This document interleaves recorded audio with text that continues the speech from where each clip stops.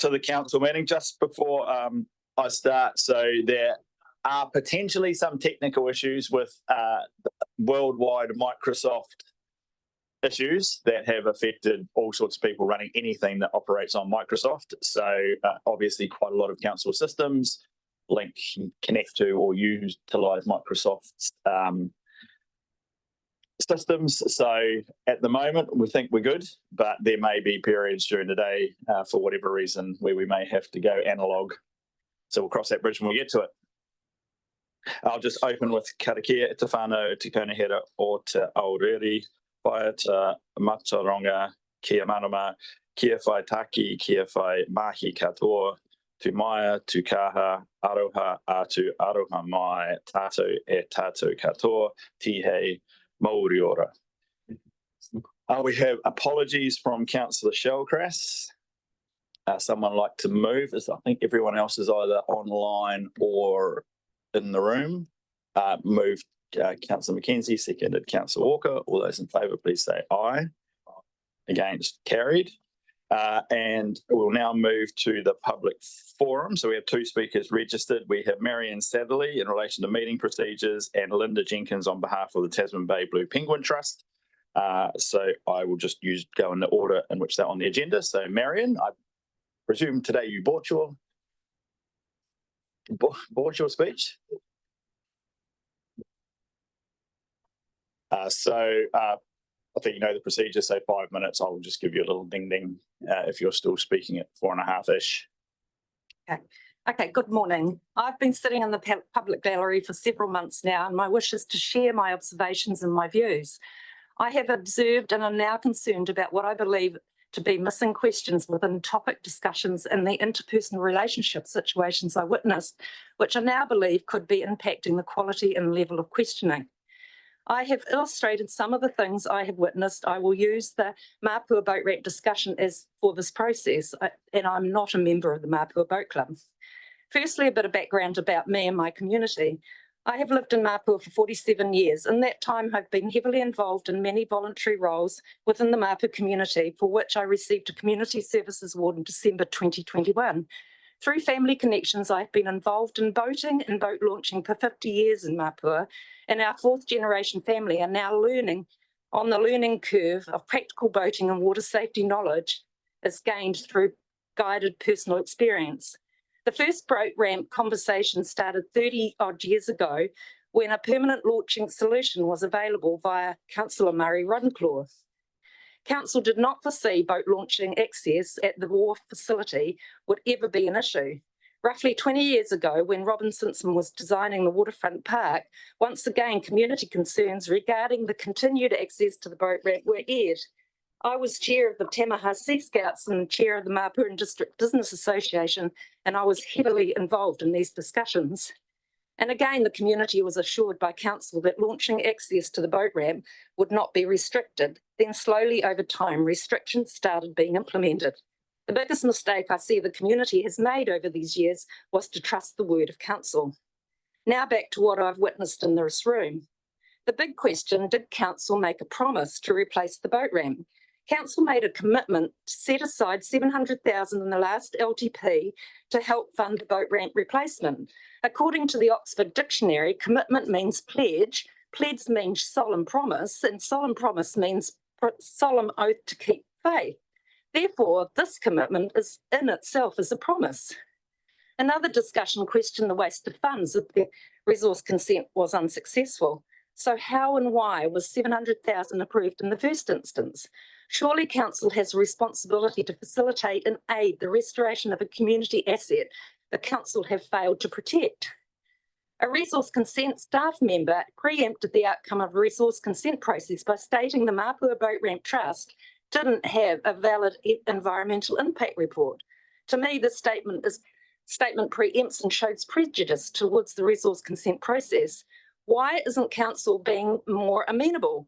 Considering the enduring process the boating community has gone through with council over the years, I believe council has a responsibility and duty to ensure replacement boat ramp is realised. I heard the Boat Ramp Trust now only require council to help fund the resource consent process due to outside funds being available if the resource consent was granted. Therefore, why did I not hear relief from council in the knowing that not all the 700,000 currently allocated would probably not be required, depending on council's own resource consent cost? Instead, the conversation was about trying to find out who the funders were. If council feels the Mapua Boat Ramp Trust proposal is too ambitious, why hasn't council formed a working group relationship with the Mapua Boat Ramp Trust to negotiate and find an agreeable ramp design solution? Questions I didn't and would have expected to hear include questions about the history of Mapua and its relationship with boating. How will future rescue safety occur if all tide access to the sea is not reinstated? Are you willing to shoulder the consequences of this? How does maintaining all sea access fit the values council has long recognised as needing to be met and protected within council's plan for Mapua, where it states maintaining the unique village character is of high importance? What will permanently removing an all-tide boat ramp and access do when it comes to Mapua's unique village character? Why aren't these questions being asked and researched? Does council not hold the whole of Mapua community's interest at heart? Are Mapua community groups have received council funding for facilities that have restricted user group access? Why are different user groups being treated differently, especially when council are solely responsible for the boat ramp situation?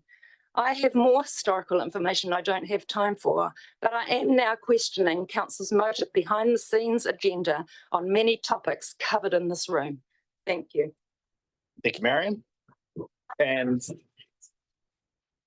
next up, we have Linda Jenkins on behalf of the Tasman Bay Blue Penguin Trust. Welcome, Linda. Thank you. Good morning, everybody. Thank you for your time this morning to hear my remarks and comments. What I would like to do is highlight the conservation and survival stress being experienced by little penguins in the Tasman district. And I'm referring to Tasman Bay and Golden Bay. Their conservation status is at risk and declining, and the biggest impacts are by us, by humans. Residential development along our coastline is resulting in the loss of valuable centuries-old habitat. Increase in dog numbers on our beaches. Dogs kill penguins. Increase in traffic around our coastal roads. There are more cars and they're going faster. The car strikes are killing our penguins. There's an increase in boat and jet ski traffic, and the boats and jet skis are killing our penguins. And there's an increase in feral cats, which predate on chicks and adult penguins. There are two videos that we have lined up to show you. So if we could show the first one, which is a 5-minute documentary called Love Our Little Blues.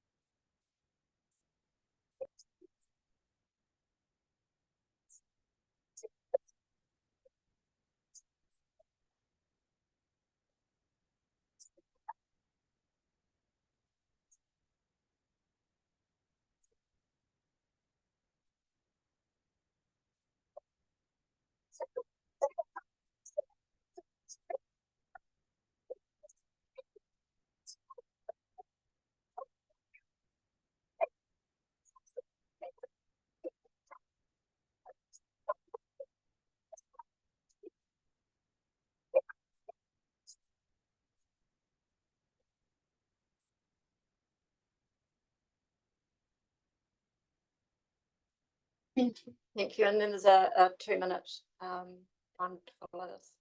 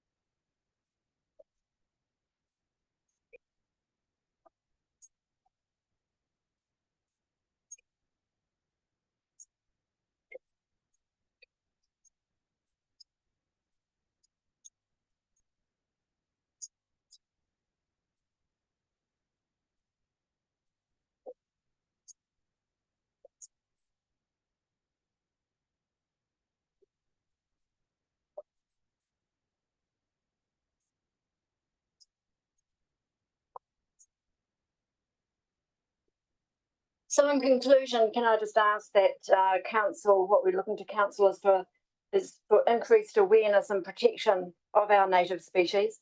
And there's 3 key things you can do, please. Build protective measures into planning and building resource consent to preserve habitat. Improve protection from predators via bylaws and rigorous enforcement. Make protection of our native species a priority and show conservation leadership on behalf of our community and be inspirational to the rest of New Zealand for positive conservation outcomes. Thank you for your time. Thank you very much, Linda.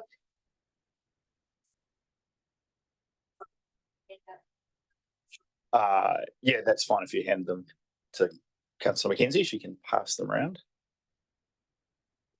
Next, declarations of interest for anything on the balance of the agenda. Minutes. So the minutes of the Tasman Council meeting on the 17th of July. Someone moved. Moved Councillor Mailing, seconded Councillor Mackenzie. All those in favour, please say aye. Against, carried. And the first item on the agenda, page 7, a notice of motion from Councillor Mayling. Thank you. So I'm happy to move this motion, and the background to it is in your papers. This is the first time in 12 years on council that I've had to move a notice of motion. So it is the most flack that I've ever had from residents and in our district over something that we've done, and that includes the dam. Because during the dam, I had people saying, yes, you're doing the right thing, and others saying no. On this, all I've had is, we've got it wrong. So there was a working group on Streets for People that were involved in working with staff, but they were never shown that there was going to be 5 speed humps. I haven't seen it, but I'm informed that the e-bus has to slow down to 5 k's to get over these. And I've seen people drive around the pads so they get in the way of the cyclists. So what we've got there doesn't work. So that's why I've moved this motion to reduce from 5 to 3. What we should have done, and I'll discuss this with the mayor, is we should have started with 2 to reduce the speed. And then if that didn't work, grown it. But to start with 5, all we've done is alienated our residents, and I believe we need to listen to them. We don't know everything around this table, and when you get feedback that is really negative about something we've done, I think we need to act on it. And it will cost money, but I believe if we remove 2, we should still be able to keep that speed at that point to make it safer for a cyclist. But at the moment, we're driving people away from that road, and they're rat running down other parts of the district, particularly around Courtley Street. So that's why I've moved this, and I'll reserve anything for a right of reply. Need some water. Okay, thank you, Councillor May. Is there a seconder? Councillor Dickey. Speak as well. Happy to second supportive of the motion from Councillor Mayling, and also supportive that he's taken a halfway measure. So the project will still have some integrity, but it reflects the strong concerns from the community. So happy to second. Okay, thank you. It's been moved and seconded. Any other speakers? Councillor Murray. Thank you, Mr. Mayor. Why don't I have a go while it's in Richmond? So also we'll support it. I just note that we are currently consulting on the other bits of Wensley Road. So this might be the start of it, I hope. But in terms of, just wanted to make a point that the Motueka ward councillors have engaged regularly, heavily, weekly in terms of the Transport Choices project in Motueka, and we haven't had any construction bits yet that have come and surprised us. So just want to acknowledge that over our area, it's been a pleasure working with Dan, Rob, and the team. It's been pretty open. Not always friendly at times, but it's been very open. Thank you, Councillor Murray. Councillor Greening.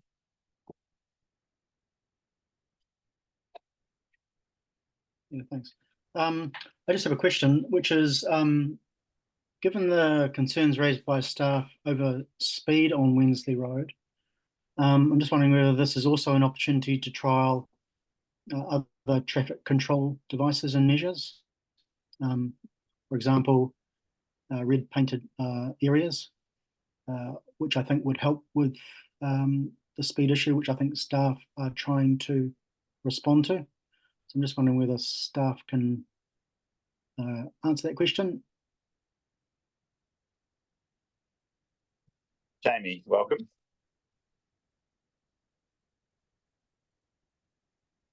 Morning. Through the mayor.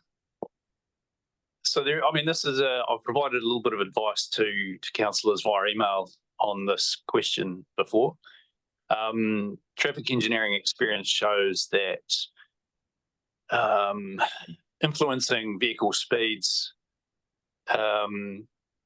is generally only effective through physical means, that is narrowing the road or putting in place speed humps, that sort of thing. So people don't respond as effectively to different coloured surfacings or signs. So threshold treatments like red paint on the surface can be used. There are some rules around certain how you can use certain colours, but the staff view and advice would be that it would not be as effective at reducing speeds, if that's the intent, as physical measures like speed humps. Thanks, Jamie. Thanks, Jamie. So I just Yes, can I- Councillor Green. Yes, you may. Thank you.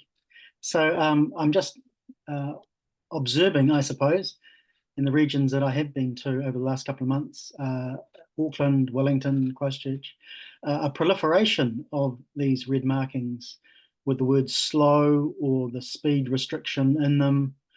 It seems that other areas are obviously considering that these are having an impact given the manner in which they seem to be appearing all over the roads around the country. I just think that this is an opportunity, I think, for staff to trial it and to see. You've obviously had already empirical data on the impact of the speed humps. And I think given the opportunity for the removal of these humps, it would be a good opportunity, an opportunity missed, if we didn't put in these speed humps and see if the data changes at all. If I may, Mr. Mayor, just add, so this summer we will be replacing the pavement across that part of Wensley Road. So this is from Waverley Street through to Surrey Road. So whatever's there at the moment will be removed to enable that full pavement renewal. So I'd caution against spending too much money there, which would be a very short-term thing. We are presently investigating and doing a design on, as part of the pavement renewal, shifting the curbs out slightly to see if we can fit on-street, minimum width on-street cycle lanes across that section.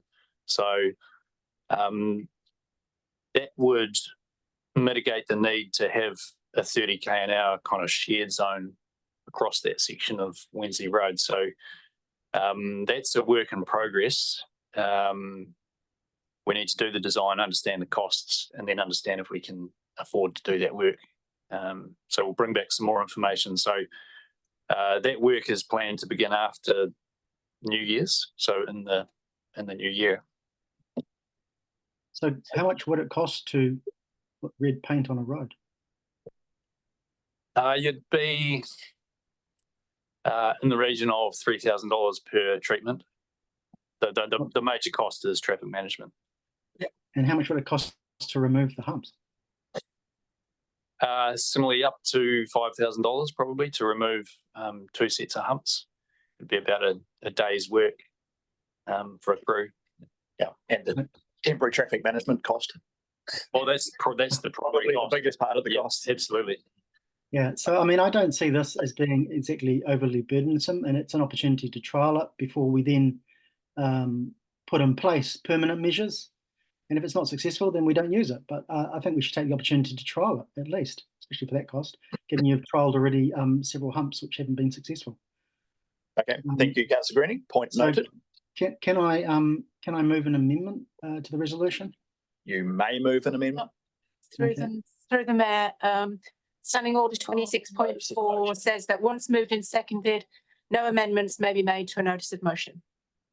Oh, right. So it's not a standard resolution. Apologies, Councillor Greening. My standing orders knowledge is not as good then as Elaine's. However, I'll ask the movers and seconders in whether they want to entertain a change, which is to add the words and use red painted areas on the road indicating 30 or the alternative option is you could move your own resolution.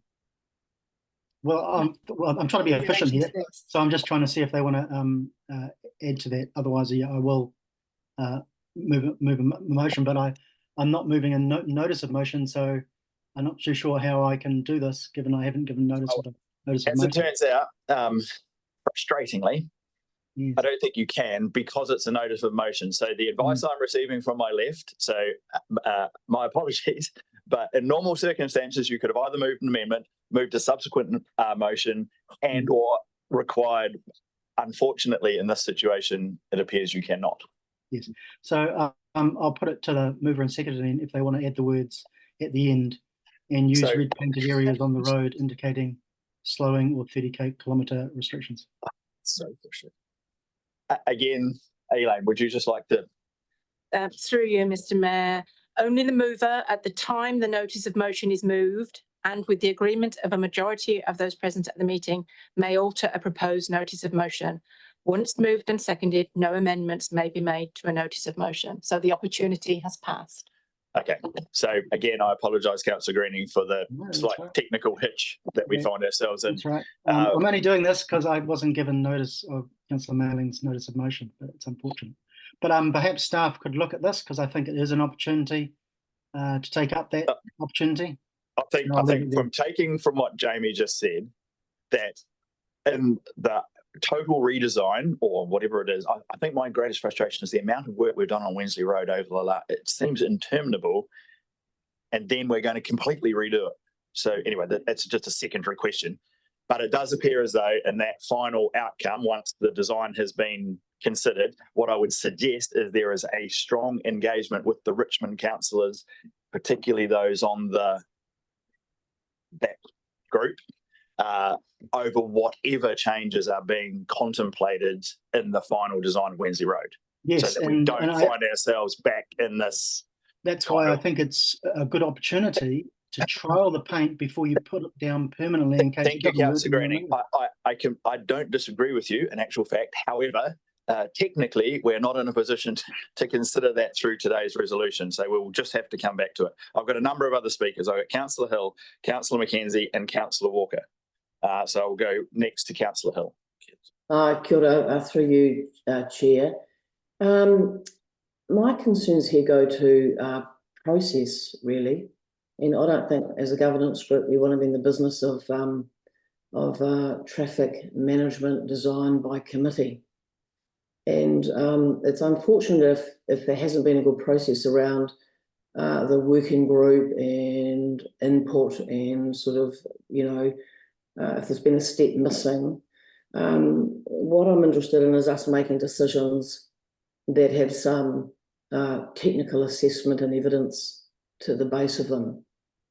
So I don't know whether there's been some assessments done since the traffic calming measures went in around what speeds are now, if people are putting cyclists at risk through avoiding the humps. I drive around through there sometimes when I come to council and might have been known to have two wheels off the hump, and I certainly wouldn't do that. There's a cyclist in the way. It just doesn't, I guess the idea that there's 5 humps there and if you take 2 out, I think Councillor Mayling said we'll be able to keep the speed down anyway, but that's not known. So I just feel really uncomfortable with the process of it. So I won't be supporting the notice of motion. Thank you, Councillor Hill. Councillor McKenzie. Thank you very much through you, Mr. Mayor. A question, Jamie. So what data do we have to know the impact of having the 5 speed humps on the reduction to traffic speeds? And if we remove 2, what information will we collect to know the impact of having 3 speed humps? Through the Mayor. So we've been monitoring the performance of that section of road, and we've done speed counts. So before those speed humps went in, the average speeds were 50 to 52 kilometres an hour. The speeds since the humps were put in are between 32 and 34 kilometres an hour. So this is measured between 2 of the sets of speed humps. So that shows that the treatment has been effective at achieving, I guess, what the intent was, which is 30k an hour. The design is just based on traffic engineering best practice, which is speed control devices in an environment where speeds will be difficult to reduce. Speed control devices every 75 metres, that's just a design kind of standard. So reducing that spacing probably will increase traffic speeds between the humps. If the motion passes, we would do some more speed count so we can understand exactly what the performance is. If I may, Mr. Mayor, so I guess by having put them in, collecting data, if we remove to collect some more data, it does seem to be consistent with kind of the Streets for People process, which was actually all about trialing something to see if you get the effect that you want. So providing we keep monitoring, then when you come to do a complete repavement job, you'll actually have a great set of data to actually determine what the end treatment is. So on that basis, I will support the notice of motion. Thank you, Councillor Mackenzie. Councillor Walker. Thank you, through you, Mayor. Obviously, this is the first time that Councillor Mayling has put a notice of motion forward in all these years that he's sat around here, and he wouldn't have done this lightly. I guess for me, it's a procedural process, and I understood that Streets People was a pilot. So a pilot meaning that we put it in, we gathered data, we changed and modified it. My question today is, how much money still sits in that Streets for People budget, and noting that I never put money before people. So it's not about, you know, the risk of our finances versus keeping somebody safe. But I'm really keen to get an understanding of how much is left in that particular budget. And my second question is, moving forward from this, the learnings that we've had about the feedback from community when we went straight out to do the 5 speed humps as opposed to 3, how do we reflect on that for any other projects that we have got in place under Streets for People or Transport Choices? The first question, there's no Streets for People budget remaining. That budget ended on the 30th of June 2024. That was just the nature of that type of funding that the Crown had provided. So any costs from here on in will be borne through the council's road safety budget, which is modest, but it can absorb these sorts of things. The second question, so we still have the live sort of community survey where we're gathering feedback on Wensley Road. That's closing on the 30th of August. So you know, you will have been through the staff providing reports on other Streets for People projects and summaries of feedback. So that's still the intent, that we would bring a summary back after that survey is closed and the information has been analysed. What would we reflect on? I would reflect on people don't like slowing down. That's pretty simple, really. You know, speed humps are and always have been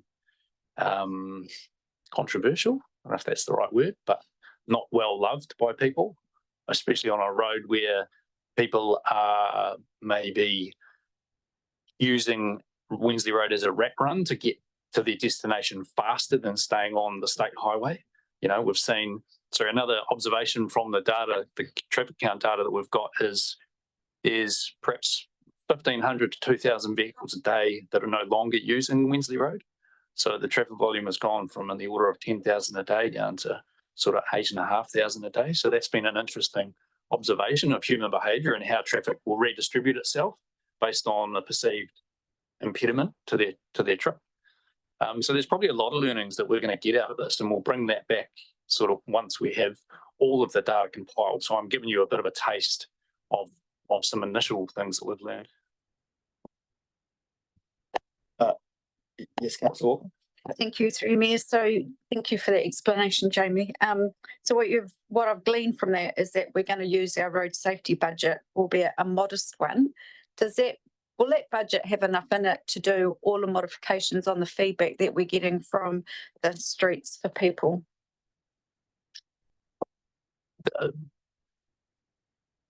The only accurate answer I can give is that the budget can absorb things like removing a couple of speed humps or doing some paint. It's probably too soon to discuss any other potential changes because we're still in the process of gathering feedback and understanding what those changes might be. Thank you, Councillor Walker, Councillor Kinnermott, then Councillor Butler. I support this, what Councillor Mailing has put forward. My only question is, and it's directed to Councillor Mailing, is that with all the complaints you've been getting, will just removing a couple of speed humps stop those complaints? Because they will still have the complaints. They have a number of speed humps on the road.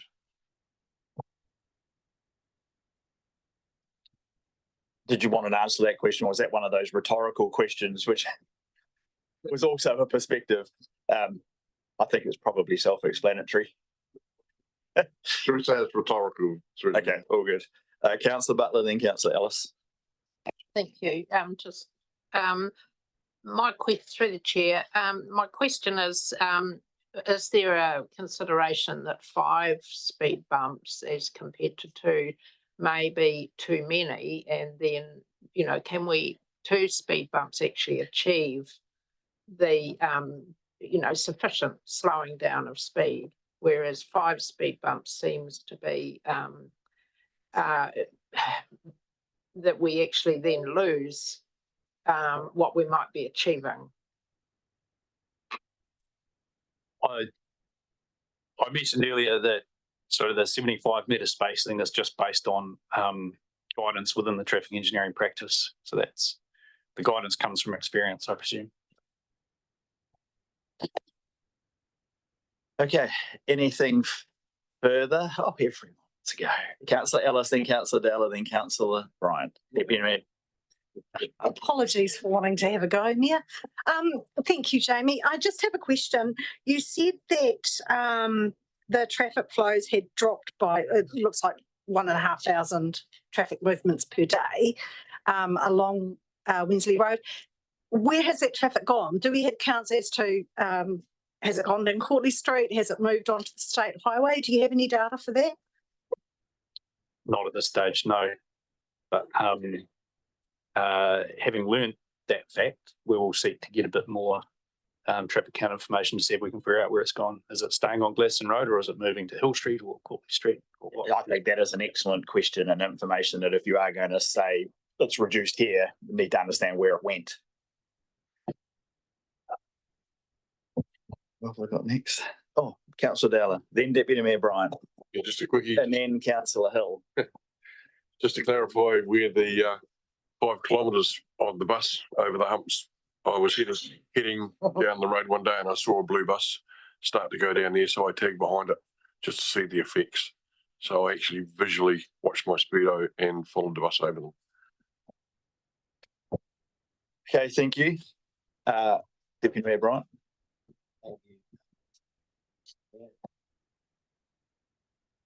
There you go. Just a couple of things from myself. So just in response to Councillor Ellis around the traffic volumes, it's certainly, I think all the, actually, they both go.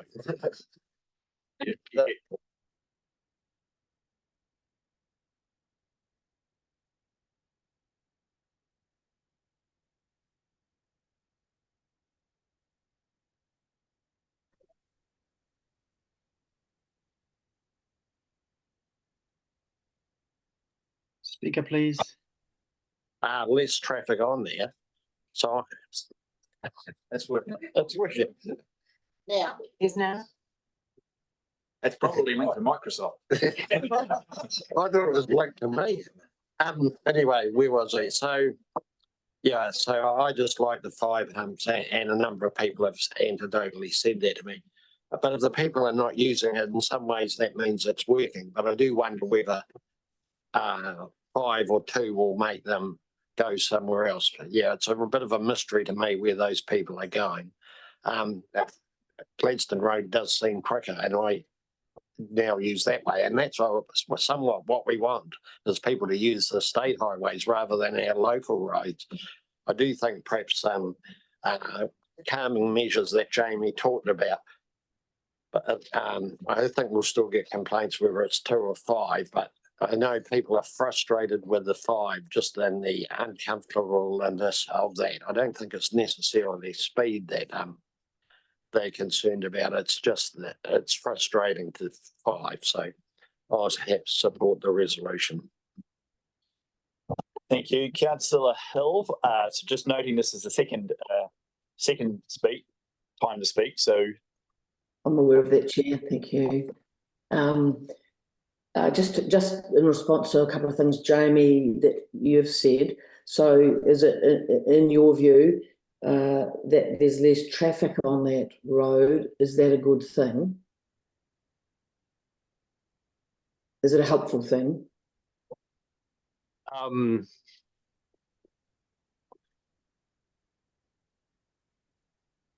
Maybe it's not for me to answer whether it's a good thing. It's more for the community and perhaps for people cycling along there or for people living along there and whose children, cross there. Maybe they would have a view on that.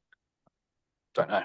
Just secondly, I think I heard you say that that the speeds that are happening along there at the moment, that the data is showing, is that it's just slightly above the 30k an hour.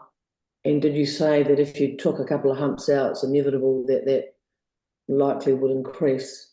So I'm just wanting to be clear here that we people would be agreeing to a change in a calming measure that will likely mean that it's up to us not to go the speed limit, of course, but if we all follow that, we wouldn't need any traffic calming measures anywhere. So I'm just wanting to make it clear that we know if we're agreeing to a likely increase in speed above the limit.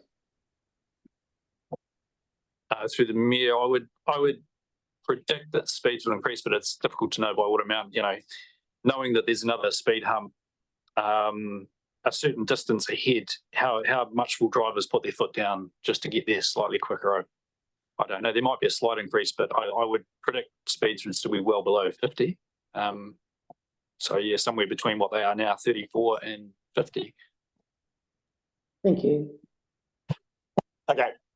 So any further comments? So I think what this conversation highlights is a couple of things for me. One is, I think at least part of this is driven by the fact that Wensley Road seems to have been an almost interminable work site for a considerable period of time. And there's a whole range of frustrations that wasn't directly related to these speed humps. And it also probably is impacted on the overall tone of a lot of the community feedback around a number of the projects that relate to walking and cycling over the last 12 months. And I think there are some things we can definitely learn from that.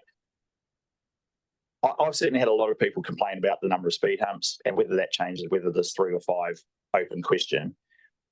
The comments that Councillor Greening made earlier about painting, take Jamie's point, but a lot of the feedback I've had is that those speed cushion things are incredibly hard to see, particularly when it's wet and people hit them without knowing, and that is again possibly part of the overall frustration that's built up. So that's potentially something we can learn from as well.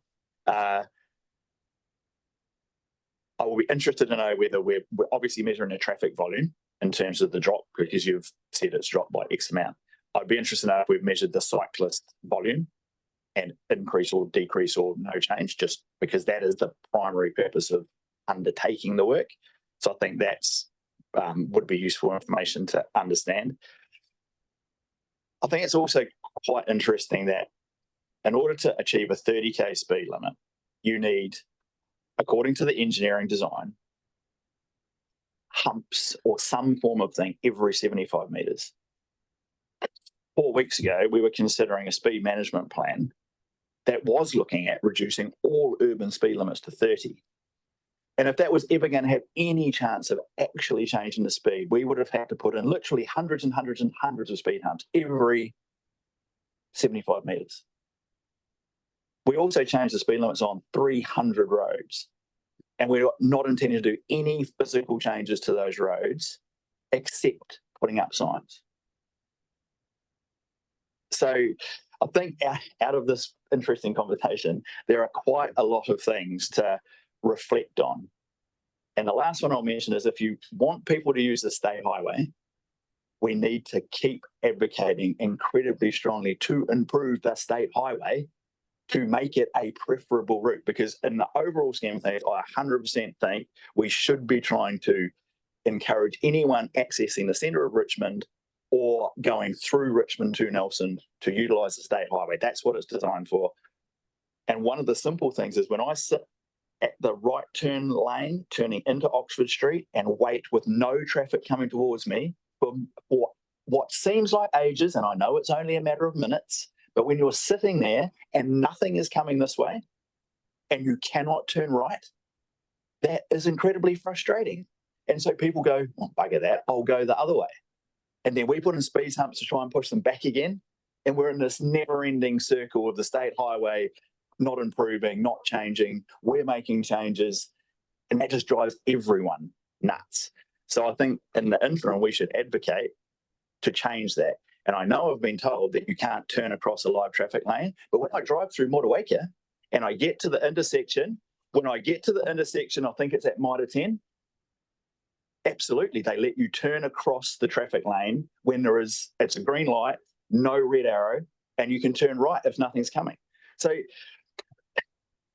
I support the resolution, but I think the key thing out of this whole conversation is we have to learn and we have to really advocate increasingly strongly for some interim measures on the state highway, because we know that the future big project is still a long way off. Best will in the world and everything with the rhetoric around it. It's not happening in the next 5 to 10 years in any physical sense. So that's me. Jamie, you indicated you might want to say just, and then I'll come to Councillor Manning for his right reply. So I just thought I'd talk about that Oxford Street right turn. Yeah, it is something that we've raised multiple times with NZTA to see if they would enable filtering, it's called, across the green time. We haven't had success yet, but we're still pushing and advocating. We're having some live discussions about how those sets of signals are functioning at the moment. Yeah, thanks, Jamie. I encourage us to, if we need to do something more, whatever the word is, higher level, let us know. Councillor Mann. It's all been said. I don't need to say anything else. Righto, everyone clear on the resolution? All those in favour, please say aye. Aye. Against? Yes. Would you like your against noted? Oh, no need for that silliness. Okay. Thank you. Thank you. Right, next up, thank you, Jamie. Next up, we have the Motueka Museum roof cladding replacement. Nick.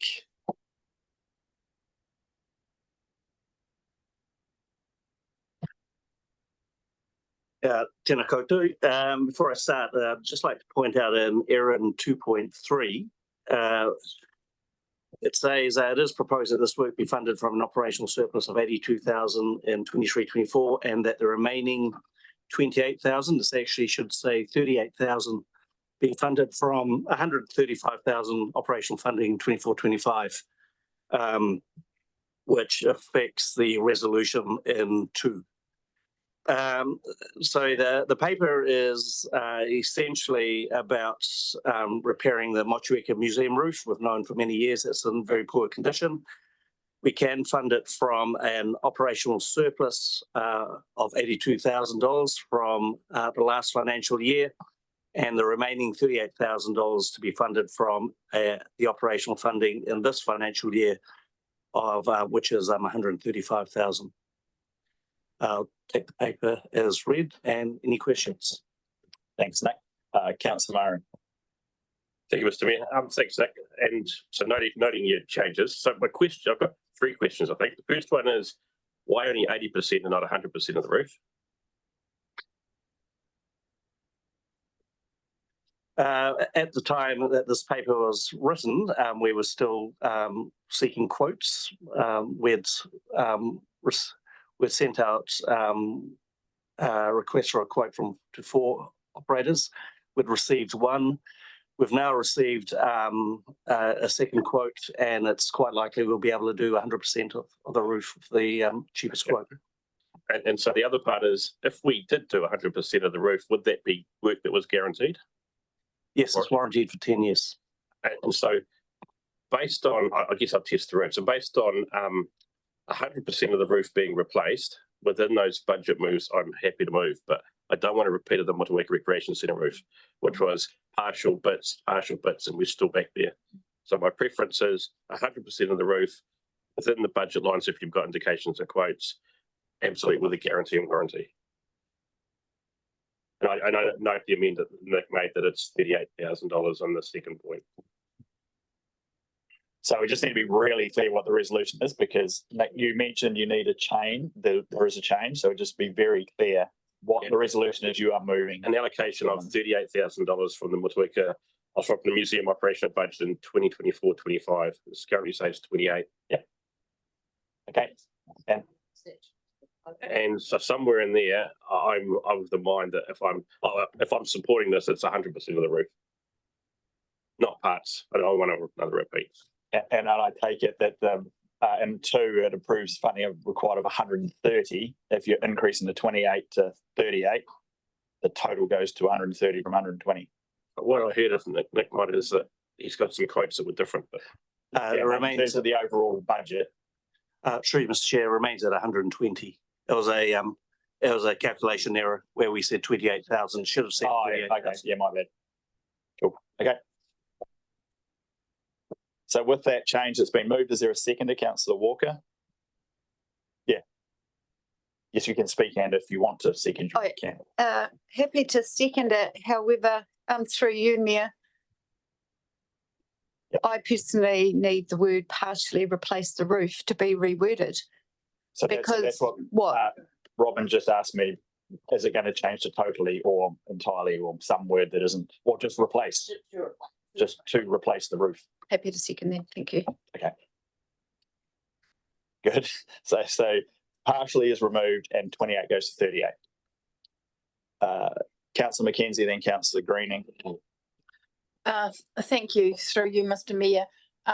Just to be clear, when we talk about an estimated surplus in the 23-24 year, of course, we know that we have several accounts that are actually in deficit, so we probably don't have a surplus overall. So is the museum operational budget surplus, is that ring fenced in accordance with our current suite of policies? Nick. So that particular fund is to maintain the museums. It says a surplus, but it's always been earmarked for the Motueka Museum roof, which was a priority. Mike. Sorry, Mr. Mayor. The funding for this comes from a targeted rate, and so it's retained within the activity and can't be used for any other activity. Okay, thanks, Mike. Councillor Greening and Councillor Ellis, then Councillor Dowler.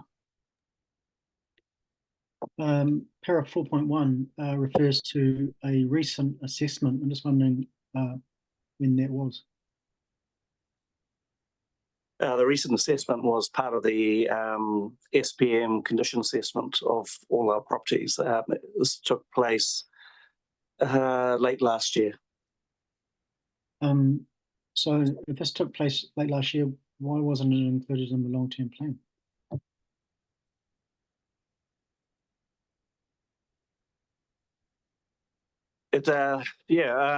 I guess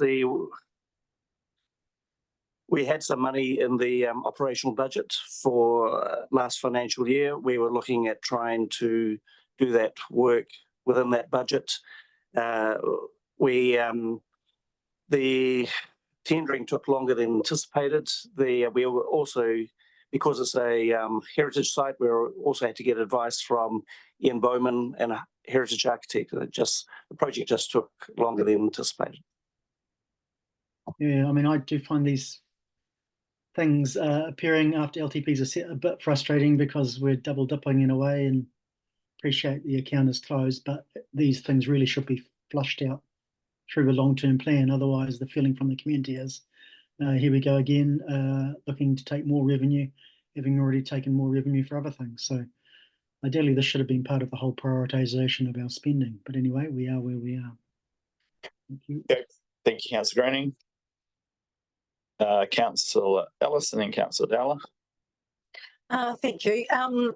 Through you, Mayor, it makes sense to put a new roof on a building that's actually leaking.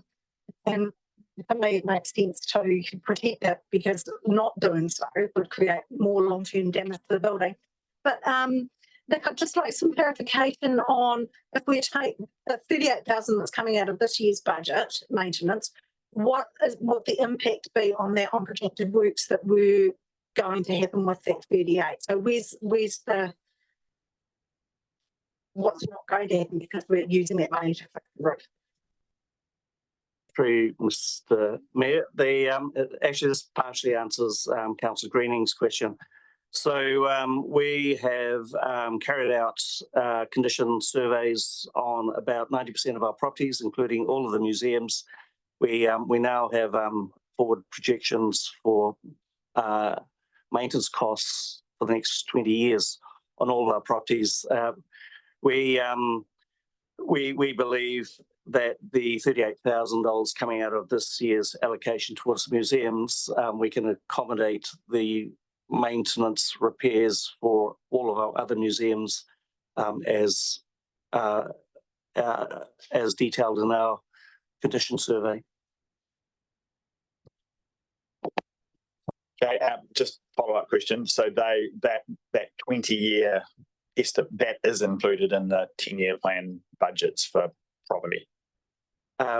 That's in progress. So we've finished the last of our surveys in March, April this year, and we will be basically aligning the maintenance budget into the next LTP. So I'm confused. So is there or is there not money in the 10-year plan that reflects the condition assessments or an estimation or guesstimate, for want of a better term, knowing that we were doing it, knowing that inevitably there would be a cost because this was about quantifying it as opposed to finding out whether there was one or not. Is there a budget? I can answer that and partially answers Councillor Greening's question as well, is that this work on the properties has been ongoing now for about 9 months. It hasn't finished yet. So we didn't have sufficient information to feed into the last LTP, but one of the things we're looking at, we do have budgets in the LTP for maintenance. We're going to be looking at those budgets in line with this information that we're gathering now to see if there's any shortfall, and if there is, how we manage it over the next 3 years so that we can actually feed it properly into the next LTP. So we're a bit behind the 8 ball because I did this should have been done 2 or 3 years ago, but because we only just started it last year, we haven't had the accurate information to feed directly into the LTP. The LTP has budgets for the maintenance. Yep. At this point in time, we haven't reconciled whether those budgets are sufficient to cater for what we've identified now on each property within the district. And we'll be coming back to you over the next few months on finding out and letting you know how those budgets line up with what we actually need. Okay, that's fine. Right, thank you. Councillor Dowler? Yeah, I sort of read between the lines over the last couple of days, and I thought, I don't know whether your budget will be right or not. If we find any additional work that's needed underneath the iron when it's removed. So I took it on my own bat and got hold of the chair of the Motueka Community Board to see if there was any way that they may be able to help out if there's a shortfall through their special projects funding. I have had a reply back to say that a lot of the money is actually allocated, but don't discount it if you get into mischief. There may be some money available from that, but it will be maxed out at 10,000. I presume that the assessment we've done with the technical person that we've obviously paid sums of money has identified and looked as closely as possible at this. That would be the point of having that assessment. Sorry, Mr. Mayor. Yes, we've looked at the roof structure and we've done quite a bit of work. We believe that the risk has been mitigated as much as possible. That's cool. I'm just putting it out there that there is a possibility of help if you need it. All good. Thank you. Councillor Kinnemont. Thank you. Through the chair. If this was my building, I'd fix the roof and then next go on to fix the mould, the leak, and all the damage been done behind it. So I'm just hearing now that, if I hear you right, this mould and other repairs that still need to be done will be done at a later date as part of the ongoing maintenance, or why are we not doing it all together? Is there a budget problem?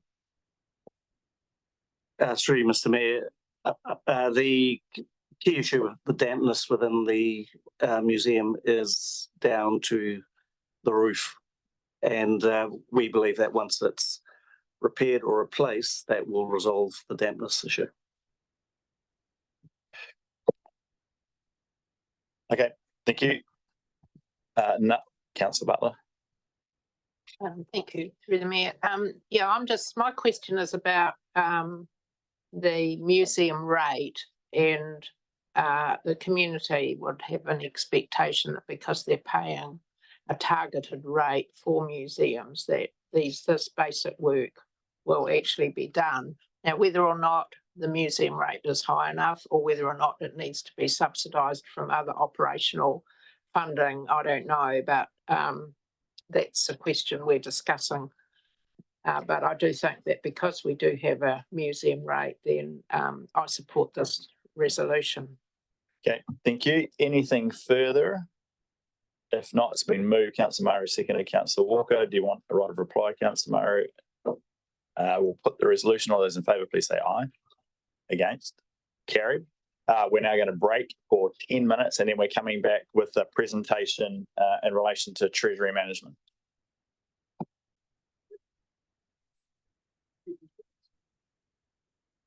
And we will go to the next item, which is Treasury management update and presentation. So, Mike, if you would like to introduce Brett and Cameron, and then we'll go from there. Through Mr. Mayor, I'd just like to introduce Brett Johansson and Cameron Scott from PricewaterhouseCoopers. Brett and Cameron look after our Treasury for us. They're our Treasury advisors, and we meet with the team once a month. And they help us plan effective Treasury management for Council. They're here this morning to give you an update on the Treasury policy framework, what's happening within the financial markets, and the strategies that we're currently using in order to maximise our position in those markets. So with that, I'll hand over to Scott. Thank you, everybody. It's good to be here. I'm Brett. This is Cam. It's a much more pleasant place to be than Wellington this morning. Let me just tell you that there's a storm brewing there. Look, plan to talk for 20 minutes and then take questions after that, but happy to take questions as we move along. So we want, as Mike said, we're going to cover the Treasury management framework in which you manage your Treasury risks within. Financial market update, there's a lot going on globally and here in New Zealand around inflation and interest rates. And then how are we responding to that as a council in terms of managing our risks, and then we'll sum up. So honeycomb presentation of what's in your Treasury risk management policy. So as you know, the Act requires you to have a liability management and investment policy. So that's all embedded within your Treasury risk management policy, which Mike will present to you after our presentation. And essentially, it's creating the framework in which you're managing the risks that you occur to your Treasury activities. So liquidity risks, so that's the ability to the council to pay its bills on time and to have a liquidity buffer there to manage times when cash may be needed quickly. The debt management policy, which again is you're raising debt and you have a debt maturity profile that is spread and smoothed over a number of years. You've got some Treasury investments and other equity investments as well. So Treasury investments being cash and term deposits. Interest rate risk you accrue through your borrowing, and remember most of your borrowing comes from the local government funding agency, the LGFA. Delegations, council approving the policy and delegating delegating the policy down to officers who implement those policies and just making sure we've got the controls around Treasury activity to ensure that all the Treasury transactions that you transact are bona fide and true and correct. And then there's a reporting regime coming back to council in terms of compliance to the policy. In terms of compliance to the policy, this is a reporting dashboard that you have, and this is a dashboard that we look at in our monthly meetings, just taking a snapshot of the risk positions per the policy at June this year. Ticks are good. So ticks mean that you're in policy compliance. So you can see there under liquidity risk, there's a tick, interest rate risk, there's a tick, and funding risk, there's a tick. And also in terms of the counterparty credit limits, in terms of banks in which you transact with. And to the right there are some profiles. The top one is your interest rate profile. So when we look out into the future, we have debt that's increasing. So that's the black line there. And we have fixed rate debt. So we fix our interest rate profile through a mix of fixed rate debt that we raise from the LGFA, but also we raise floating rate debt and we use interest rate swaps to create that fixed rate profile. And down below there, the funding and liquidity risk timeline, that's our maturity profile of our debt that we have. We've got 343 million of debt at the moment, and that's maturing over various terms into the future. So spreading and smoothing is what we do as risk managers. So we don't want to have a concentration of debt maturing at any one point in time. Markets could be disrupted, but also the cost of borrowing debt does change over time. Apologies to interrupt, but we can't see this on screen. Right. Green sharing. Yep. Thank you. Noted, Councillor Greenie. Sorry about that. Shall I start again? No. All right. Thank you. All good. We're all good. Thank you. Okay. Cheers, Brett. Karen. And so moving forward to the next slide. Oh, no, I can't control the. Oh, there we go. Blame Microsoft. No. So here is your forecast debt scenarios. The yellow one is the LTP debt forecast. Theme being, and it certainly is consistent across the sector, debt is increasing over time. So when we're thinking about ongoing interest rate risk management and debt management, we're mindful of that increasing debt forecast over time that we need to manage within over the next 10 years. And certainly that's a topic of discussion when we meet monthly with Mike and the team, just really understanding how are the debt forecasts unfolding over time.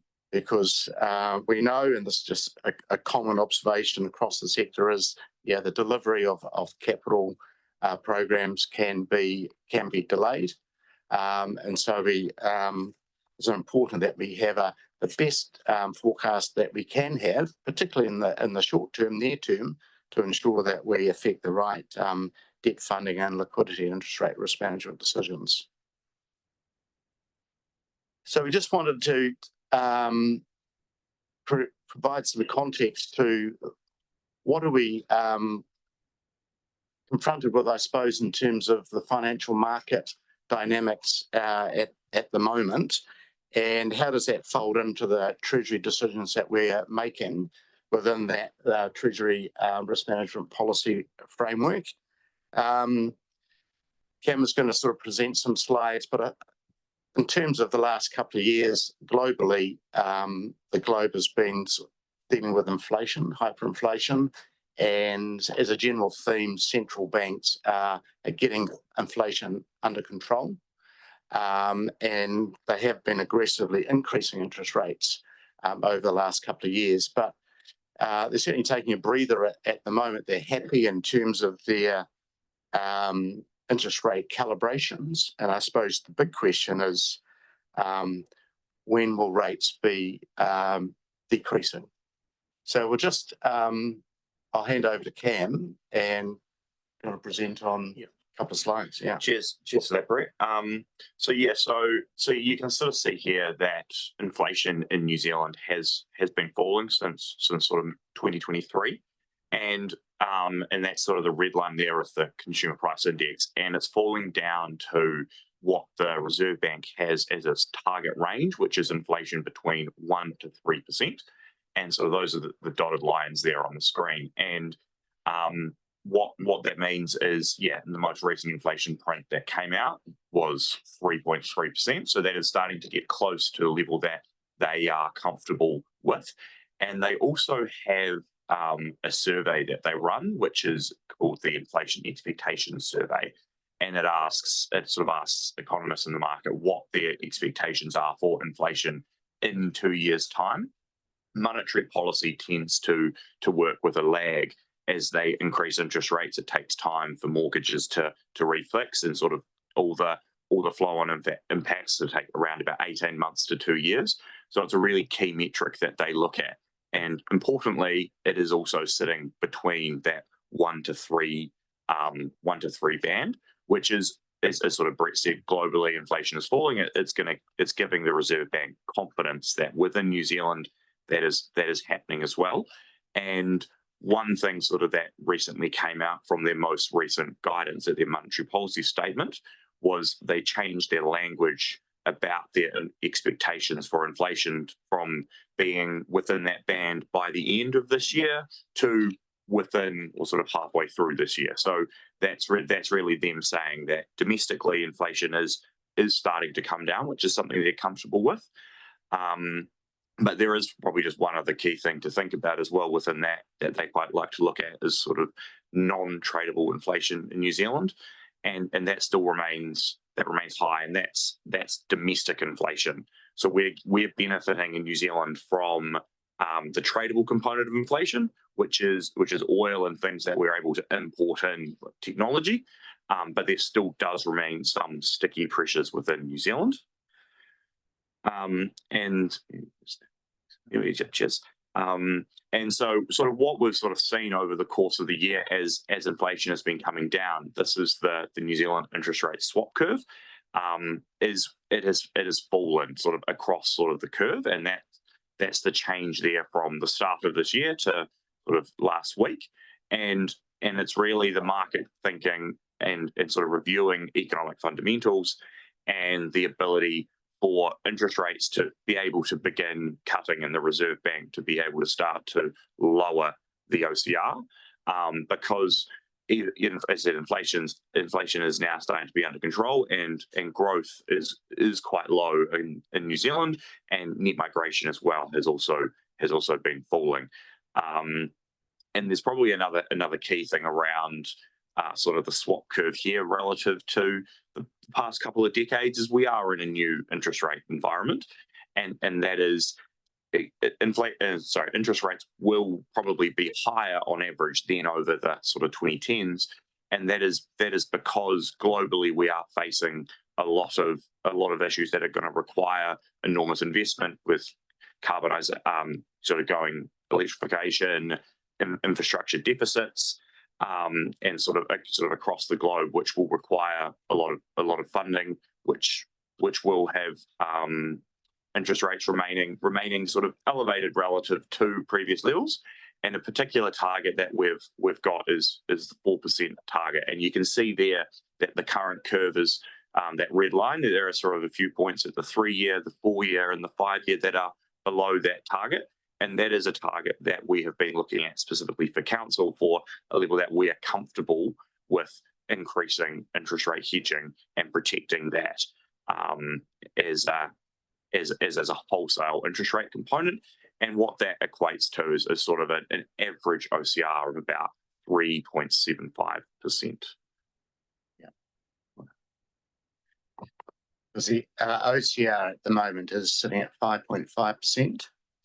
And it's fair to say that the markets have got overexcited about the prospect of interest rates falling. And we would suggest that it's probably fallen too far. So I know there's a lot of dots on that line, but look at May 25, that orange dot is sitting at 3.75. So the market's already priced in 1.75% reduction in the official cash rate as of today. And that's why you've seen some banks changing their mortgage rates recently. So the markets will always look ahead and anticipate what they think the Reserve Bank will do. Because the last time the Reserve Bank gave a track or projection for the OCR is those grey squares there.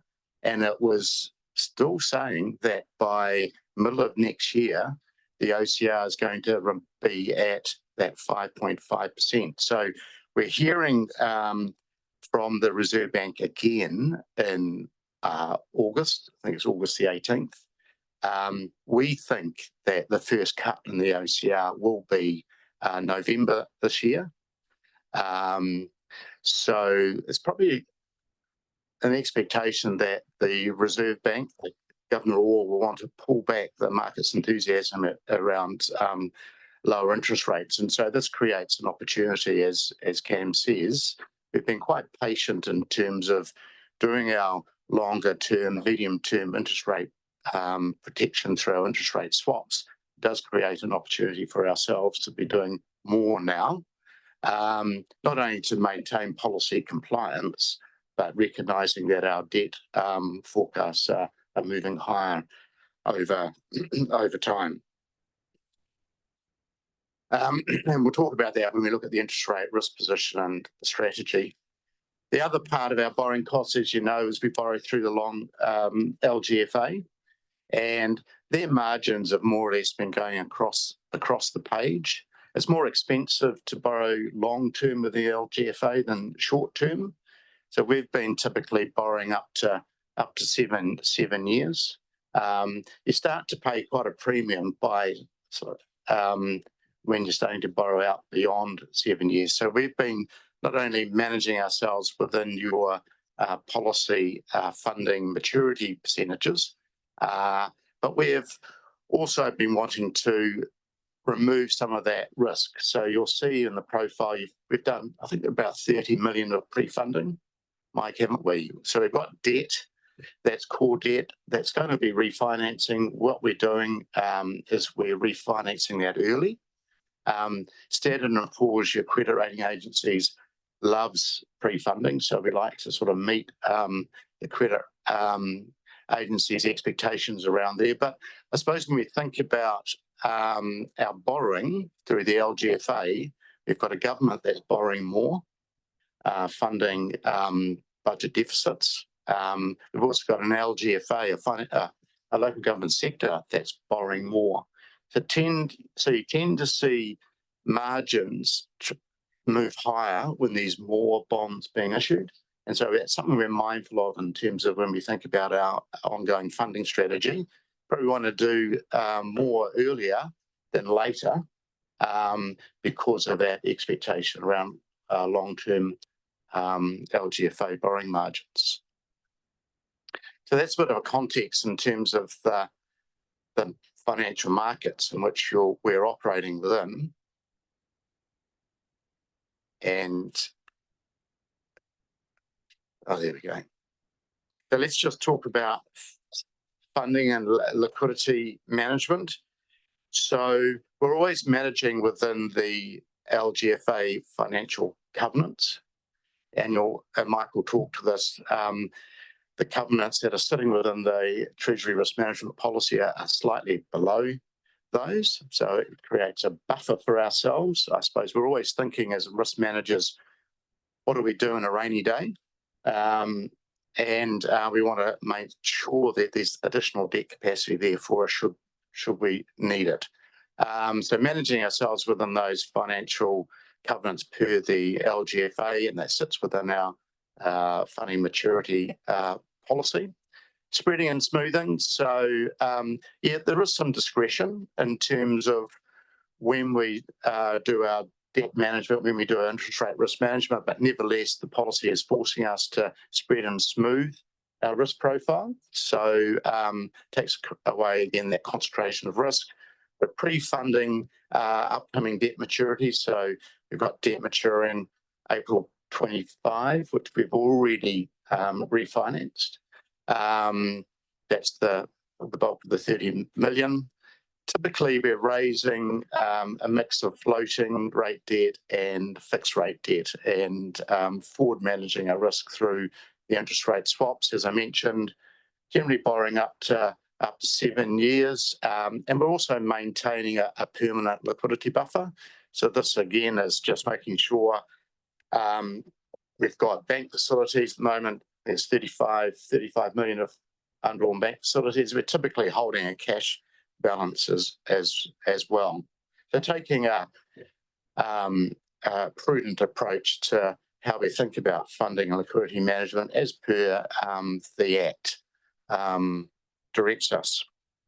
So here's your profile, a whole series of Manhattans, and you can see on the right-hand side green percentages there. Green is good, bad, red is bad. So we've got a smooth profile of debt maturing over time. The debt's all color-coded because it's just telling us whether it's short-term debt, fixed rate debt that we've raised from the LGFA, floating rate notes, those FRNs, and we've got that. You can see that negative Manhattan there, as I call it, that pink bar of 30 million there. So that's the profile that we've got at the moment. So in terms of the strategy around funding, again, understanding what core debt is coming up, and we are pre-funding that debt. In our monthly meetings, we're sort of understanding what the near-term liquidity and debt requirements are, and entering into the LGFA tenders.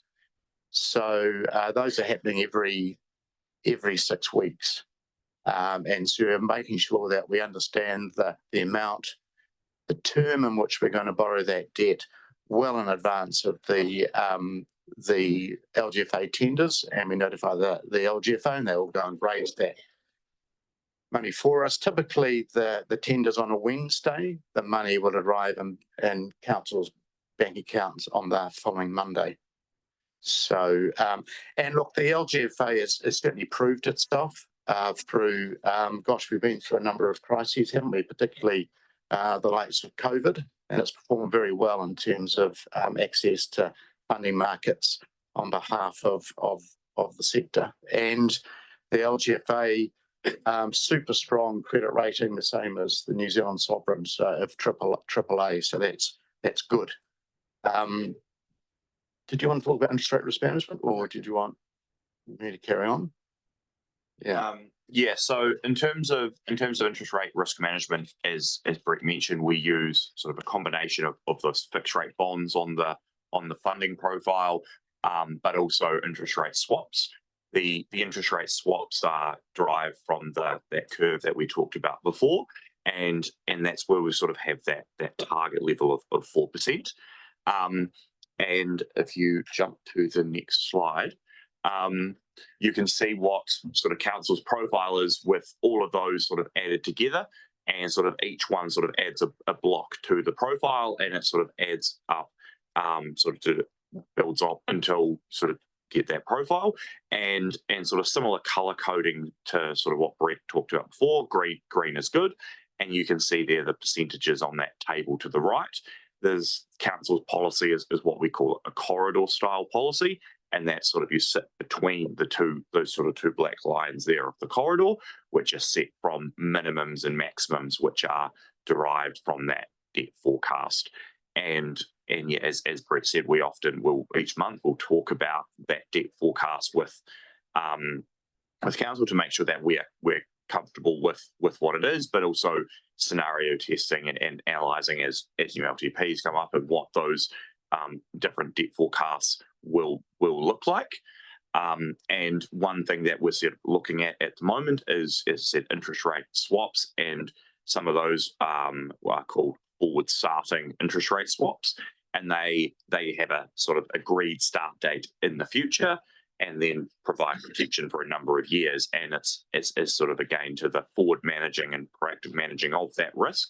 We can have the interest rate swaps bringing in protection and guaranteed interest costs in the future to coincide when those debt forecasts are forecast to be increasing. So rather than sort of adding it all in now, there will be some of those which start in the future and provide cover as debt through the LTP increases. And interest rates have been very, very volatile. And so we've required to be a bit patient. Obviously, when we think about forward management of interest rate risk, the debt forecast is very important input into that. But the policy in terms of its minimum amount of fixing that it requires and its maximum amount of fixing it requires does take into consideration, I suppose, the increase uncertainty around the accuracy of debt forecasts as we move into the future. But in terms of where our minds are set at the moment, it is, as Cam says, targeting rates below 4%. And if we have a 5-year swap starting in 2 years' time, you're getting around that 3.85% mark, which we think is a good level to sort of build up your foundation of cover as you sort of go into the future periods.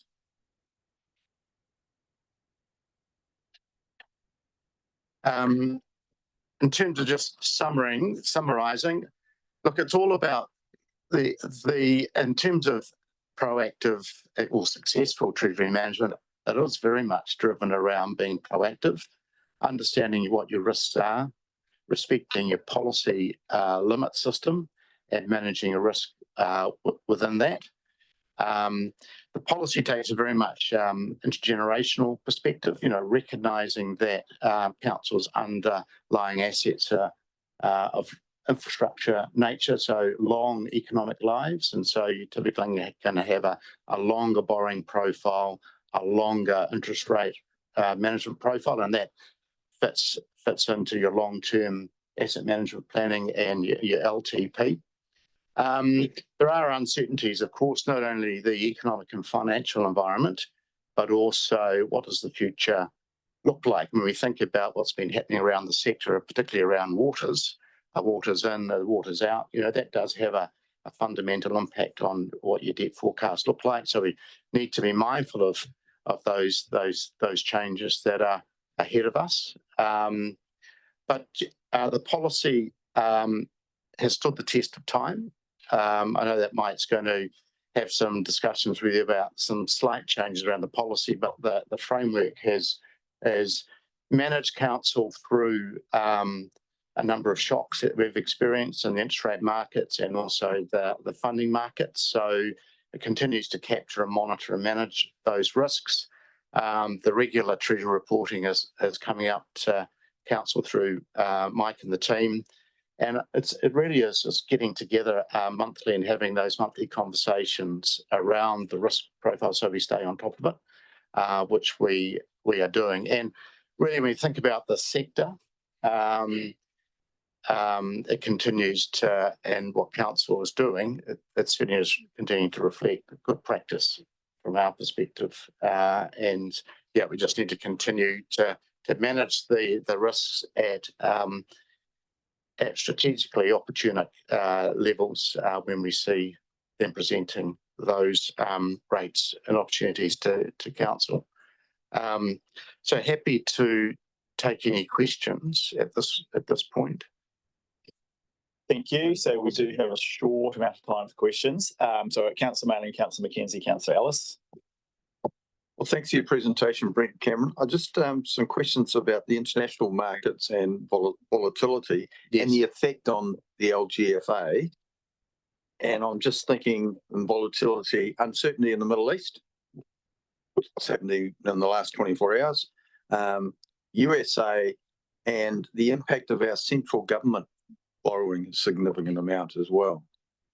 So what does that mean for us? Well, I think the only thing that's certain is uncertainty. I think it's the best way to reflect on that. And when you're looking out ahead, you're not going to be able to forecast, what happened in Beirut, for instance, the global geopolitical pressures, the election in the US later in the year, right? And what does that mean for the global economy and global interest rates? So I think that, from a risk management perspective, you need to sort of manage this risk and sort of respect the policy and be strategic around the way that you recognise and manage the risk. Look, the LGFA maintains a strong credit rating, so it means it's going to maintain access to both domestic and global investors. So probably about 40% of their balance sheet is now bonds that they're issued offshore. So that's good in terms of what they're achieving, given their increase in their balance sheet size. But I think, we're going to have volatility, and we've just got to make sure that we maintain our strong credit rating as best we can, and just sort of continue to manage those risks as we see fit. Yeah. Thank you, Councillor McKenzie. Thank you very much, through the chair. You could hardly say that you're bored in your job over the last few years, could you? Highly simulated. Look, I've got two questions, which I think, are sort of broad questions. The first one is with respect to our Treasury risk management policy, which obviously we're going to be looking to adopt in our next paper. Is there anything in your view which is outside of the norm in terms of that policy? And then I have another question after that. No, it's certainly a policy that we've been heavily involved with Mike and the team in terms of designing that policy. So it has the hallmarks of again, sort of good practice in terms of the key limit system within it, the liquidity risk policy. That's very much consistent with the financial covenants as per the LGFA. Yeah. The funding maturity policy, which is spreading and smoothing risk. So we can't have all of our debt maturing in the next year. So it's forcing us to have a term which is spread over time. And similarly with the interest rate risk. So no, we're comfortable with the policy parameters and the limits in the system and approach. Yeah. Thank you. And then my second question, I'm not sure how to phrase this, but sometimes, we might get emails from our community that are concerned about TDC's balance sheet and where that might be heading in the future. So I guess my next broad question is, in terms of our balance sheet, do you have any particular concerns about it?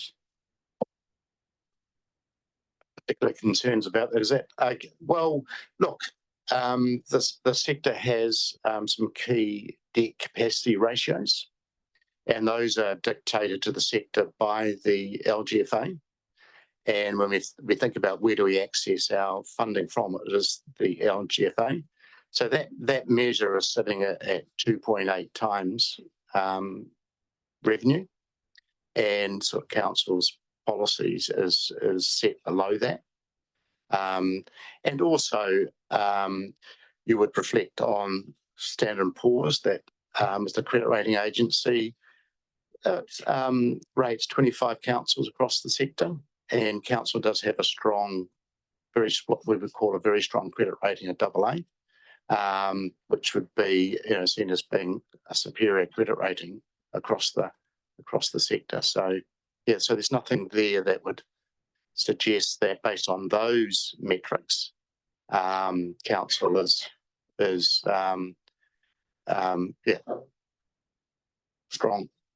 Yeah. Thank you, Councillor Ellis. Thank you, through you, Mayor. Thank you for your presentation. Can I just have the slides back to the policy compliance dashboard, which is about number 2 or 3? Sorry, I haven't seen these in advance, so it's hard to try and formulate some questions. That's the one. Thank you so much. I just wanted to have some clarification around where it has the interest rate risk and the funding risk, and it says compliant until August 2024 and October 2025. That compliant until, does that mean we'll be non-compliant after that? Or does it mean that that's the only point we've measured to and we'll look at it after that? Could you please give me some explanation around that, please? Yeah, no, good question. There's a calculator within the tool that projects forward when you will be falling outside of policy compliance. In terms of the interest rate policy position, that'll depend on which debt forecast scenario you have within the tool. So based on what it's showing you there is that at the end of August, we'll need to be doing some interest rate risk management hedging, right? Yeah. So, and does that make sense? So, and where it is going to become non-compliant is in the fifth year of the interest rate profile, where there's a minimum amount of fixing we need to have in the 5th year of the debt forecast. So it's just really saying, hey, look, in 5 years' time, you need to have 20% of that debt hedged or fixed, have a fixed rate. So it's encouraging a proactive approach to managing that long-term interest rate risk. So we're going to be managing risk sitting in the 5-year term of the debt forecast. So it's encouraging that proactive forward management of that risk. So we're sitting at, and this is by design, we're sitting at the minimums of our policy at the moment. And we're sort of falling below those minimums at the end of August. So we need to be sort of topping up. So the reason we've been sitting at minimums is because interest rates have been quite high. They have come down now at rates which are long-term acceptable to us. Okay, so we're able to be transacting swaps, at that 3.85, 3.9% level. But nevertheless, if rates were higher, the policy said we have to be in compliance, we will go and be compliant. We would go and transact. So at no point would we be sitting outside of policy compliance. Yeah. Yeah. Okay, thank you. Councillor Butler, and then we will need to move on. Thank you, Mayor. My question just relates to insurance and the increasing costs of insurance, partly due to the decarbonising and also just climate change generally. So I'm just my question is whether or not there's a lot unknown about the insurance future, and how much of a challenge is that going to be to our debt forecasting? And I'm wondering, New Zealand wide and the sector generally, is everybody actually experiencing the same pressure on their debt forecast going forward from insurance and the unknowns of insurance and the difficulties of obtaining insurance, which are changing for the worse, I understand? I can only really talk generally. And I think, a general comment across the sector is that, and it's interesting coming from Wellington, look, it is becoming more difficult to insure assets. And so some councils are thinking about self-insurance. So if they can't rely on the broker market or the reinsurance market to adequately insure those assets. What's the next step? And so a number of councils have been thinking about putting a pot of cash to one side and sort of using that as their own sort of self-insurance fund to manage an event should it occur. So yeah, there are some pressures there. I think one of the questions I've also heard is for those larger councils, going to London and talking to the underwriters does help, right? So I volunteer. Yeah. Some volunteers. I'll go. Yeah. There's a Twickenham test in about November. Yeah. But yeah, so that does work as well, putting a face to the council's name. So yeah, like it is an issue, and yeah, so whether you sort of create your own insurance fund or you ensure that you've got some debt capacity that's going to be available to you to, as we say, serve as a debt cure for those types of some of those events. Yeah, to take a bit more of a proactive approach to insurance. Okay. Thank you. Thanks, Brett. Thanks, Cam, for coming along and doing the presentation, asking questions. If people have any other questions post, I'm sure if you forward them through Mike, we'll be able to get responses or answers to any questions you may think of post the meeting. So thank you, gentlemen. I'll now come across to Mike in terms of the next item, which is Treasury Management Policy. Mike, is Matt, you and Mike? Mike. Yeah, Matt McGlinchey sends his apologies. He's dealing with unwell children. I will take the policy, the report as read. Two matters to bring to your attention. I apologise on page 23 of your agenda. There's two spelling mistakes in the contents. We'll correct those before the policy is published. In terms of the policy itself, there are only two things that have really happened within the policy. We have updated it for the restructure and finance that occurred last year. So a number of titles have changed, and we've checked that the controls that are in place prior to that restructure, they're still in place, and so we've just made sure that they line up correctly within there. Second thing we have done is we have included the debt limits that were agreed to as part of the financial strategy within the long-term plan. So that's been updated. It's a relatively minor update. And the third thing, for those who go through appendices, we have updated the values of our equity investments and other investments that are in the schedule for investment. So largely a mechanical process this morning in terms of adopting the updated policy. Happy to take any questions. Councillor McKenzie. Thank you very much through you, Mr. Mayor. No, just want to thank Mike for all his good hard work and happy to move. Thank you. Thank you. Move Councillor McKenzie. Councillor Mailing seconded. Is that? Yep. Councillor Maru. Thank you, Mr. Mayor. Just one question, Mike, and it might be you should just follow up the question. So page 145, 47 of the policy, I'm just interested what the value of the Motueka Harbour and Coastal Reserves Fund is. Talks about what the annual income is, but it's the only one that doesn't have a tangible reserve balance. I can't advise councillors offhand. I will look that up and I'll advise by email, and I think I'll also correct the appendix to include the current value of that fund. Thank you.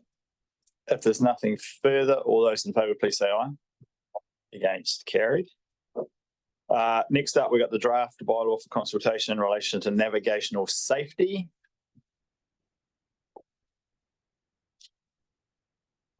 Welcome, Amy.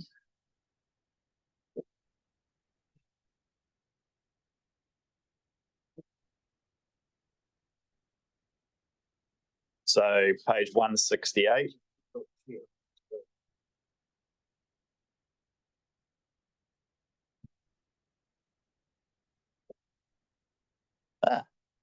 Welcome, Amy, Pete, Kim, and Dwayne.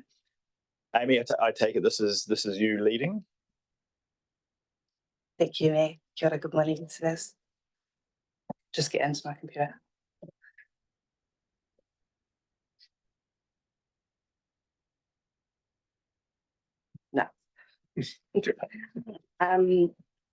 Morena kia ora koutou. I'd like to take a few moments to talk to the report. Thank you.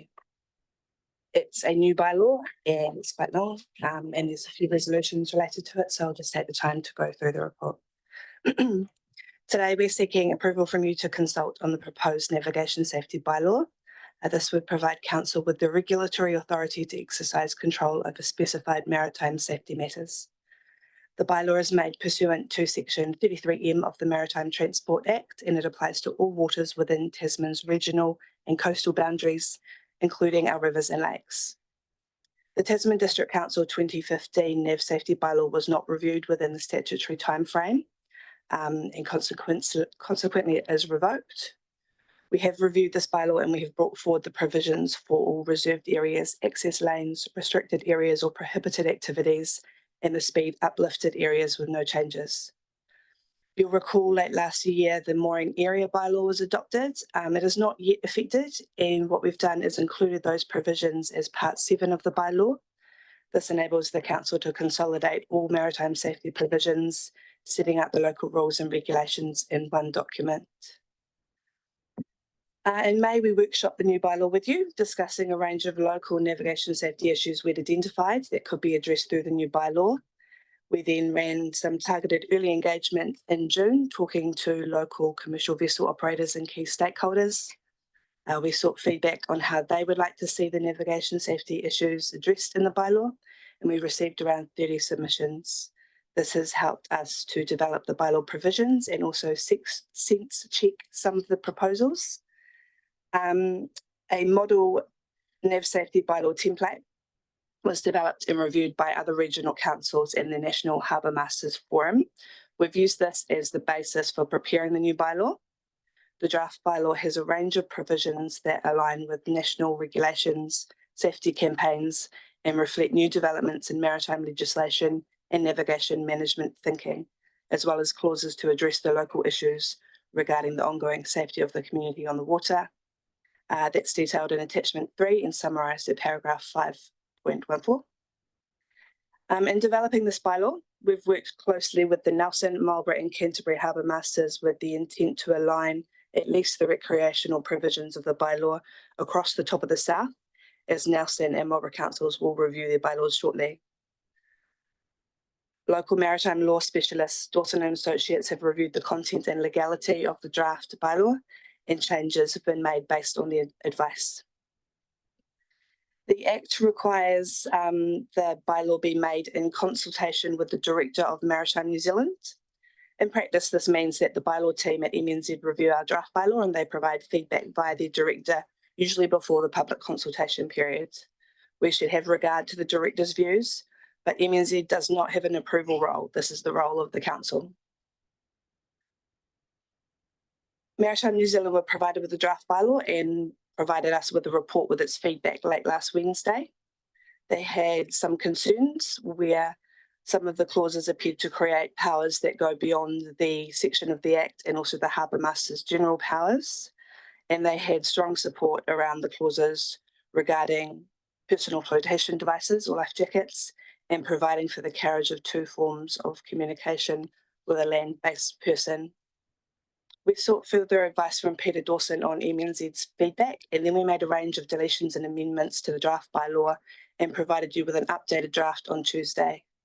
These changes improve the clarity of the bylaw provisions and its consistency with the Act and associated Maritime New Zealand rules. There's still some matters where both staff and Peter Dawson disagreed with Maritime New Zealand, or MNZ invited further discussion. And Peter will be meeting with MNZ later today to go through those points. This is a new bylaw, so the LGA requires Council to determine whether a bylaw is the appropriate way to address the perceived problem and is in the appropriate form, as well as not giving rise to any implications under the New Zealand Bill of Rights Act 1990. Staff advise that a standalone bylaw is a reasonable and justifiable means for addressing navigation safety matters, and the proposed bylaw is not inconsistent with the Bill of Rights Act. The LGA also sets out the consultation requirements for a new bylaw.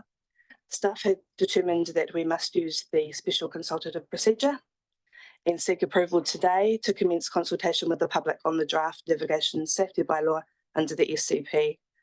The consultation period will run from 1st of August to 1st of September, and we've prepared a summary of information and statement of proposal to support this process. The consultation approach is set out in section 10 of the report. Finally, hearings and deliberations are scheduled to be held on the 11th and 18th of September, and staff are requesting a panel and chair to please be appointed. Thank you. We are happy to take any questions. Okay, thanks, Amy. It's open for questions, comments, feedback, volunteers to fill the hearing panel seats. Councillor Ellison and Councillor Kinnermont. Oh, thank you. I'm just feeling a bit uncomfortable, given that there's still some issues with Maritime New Zealand and staff and Mr. Dawson regarding the content of the bylaw and the fact that we're moving into consultation right now. I'm just wondering, not quite exactly sure what my question is. I'm just not feeling overly comfortable that we've got the right information to shoot out and consult on this now. Do we have some comment on that, please? Who's answering that question? Because a similar question to what I had. I think, Amy, you referred to some areas where it was either not exceeded the authority or wasn't fully compliant with the legislation. So I think that's the question. Are we in a position to go out now with those still unclear?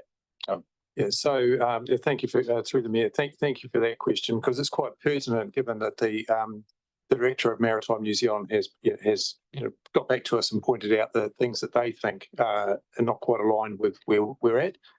And I guess that the key point for us is that we have taken our legal advice, because it is the council's role to approve this bylaw. Ultimately, Maritime New Zealand will need to agree to it. They can't change it, but they either agree or disagree with the bylaw where we land.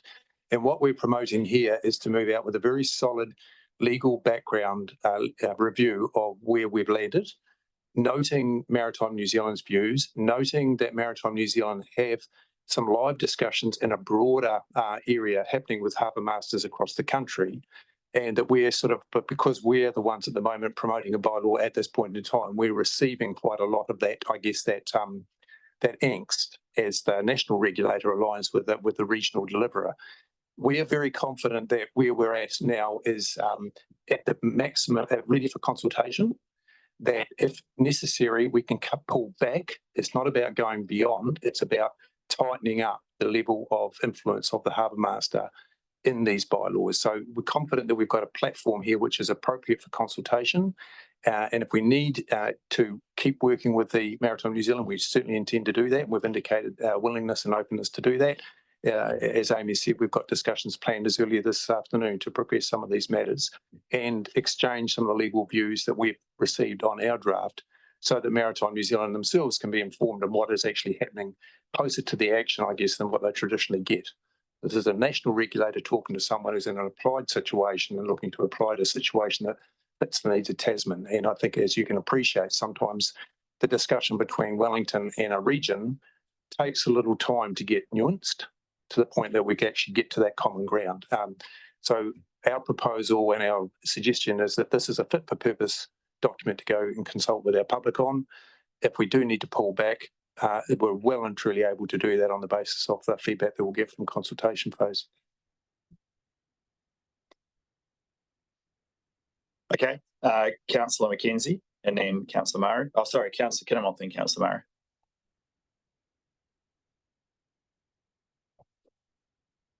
Kinnermont. Sorry, I thought you said Councillor Mackenzie. I misspoke. Okay, right. The hearings panel.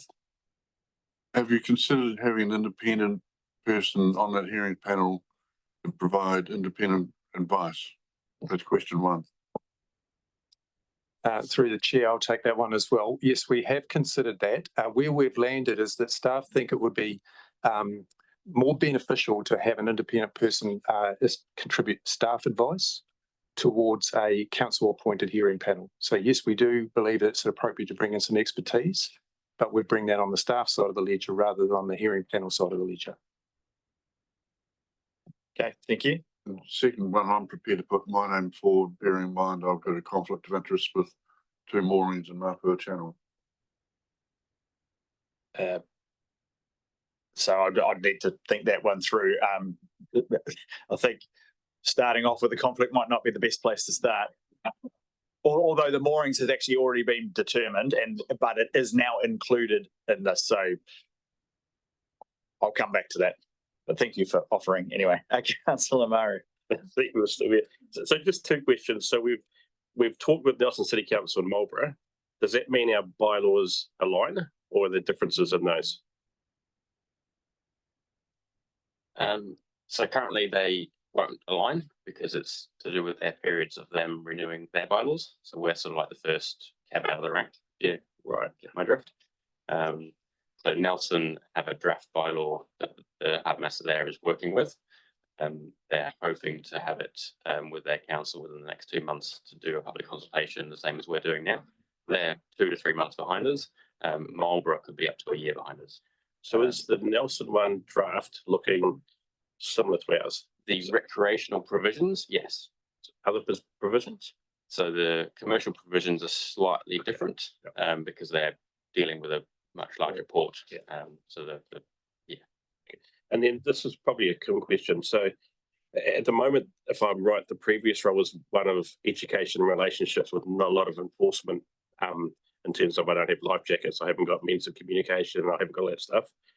What is the cost of moving from a monitoring and a relationship-based thing to a compliance and enforcement regime? Is there a cost in terms of difference in the Harbour Master costs that this bylaw may need more staff, more resource, more presence on the water?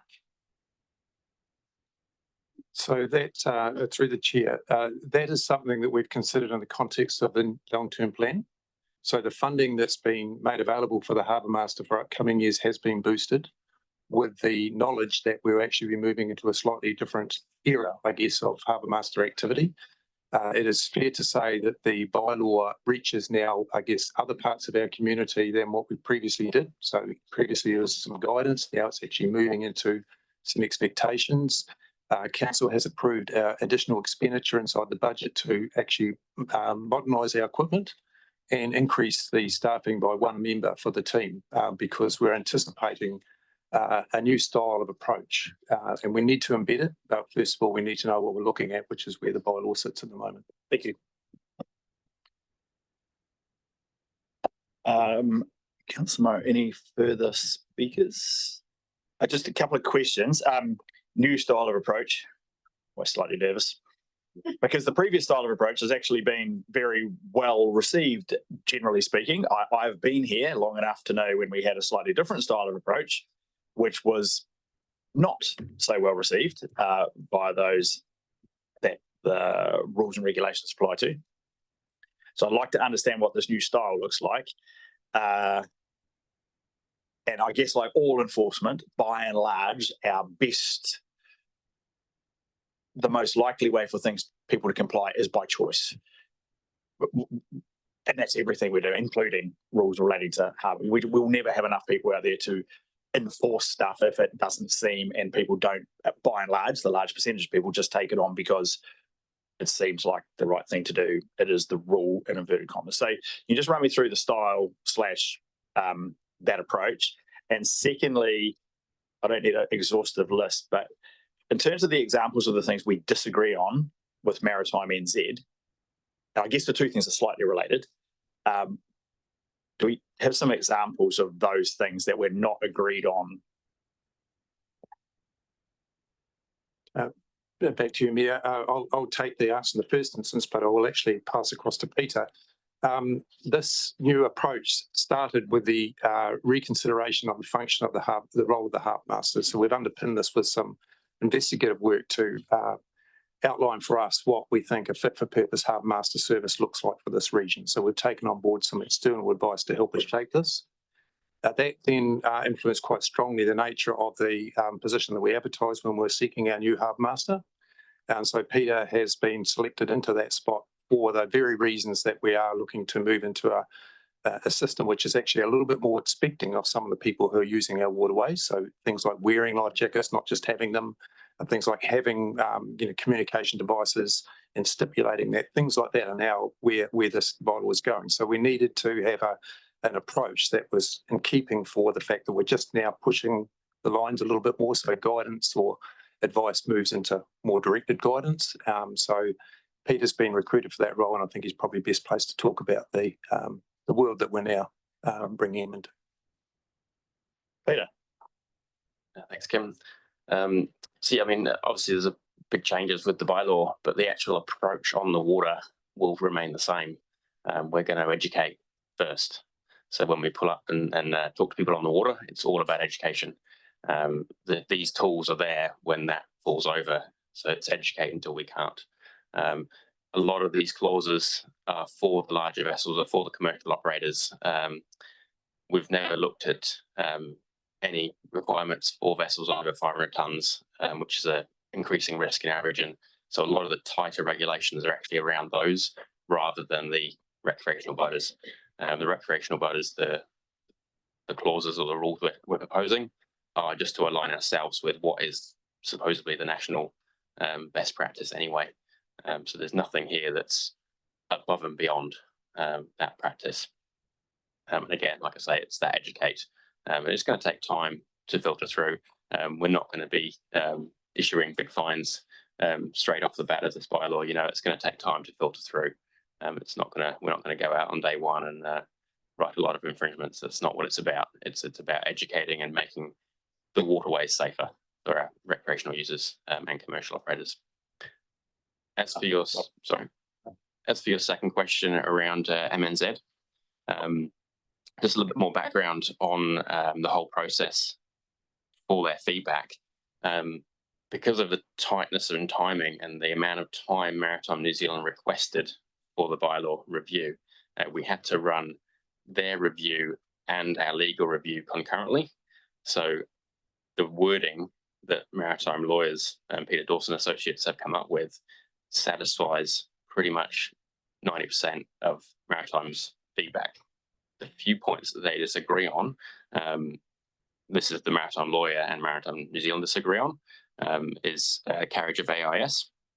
And their reasoning for that is it doesn't align with international standards, whereas it's the thought of our advisors here that we're not dealing with international standards, we're dealing with regional and national standards where the carriage of AIS is not required by passenger vessels, whereas Maritime's feedback is based on that it's already a requirement. So the feedback itself is slightly skewed.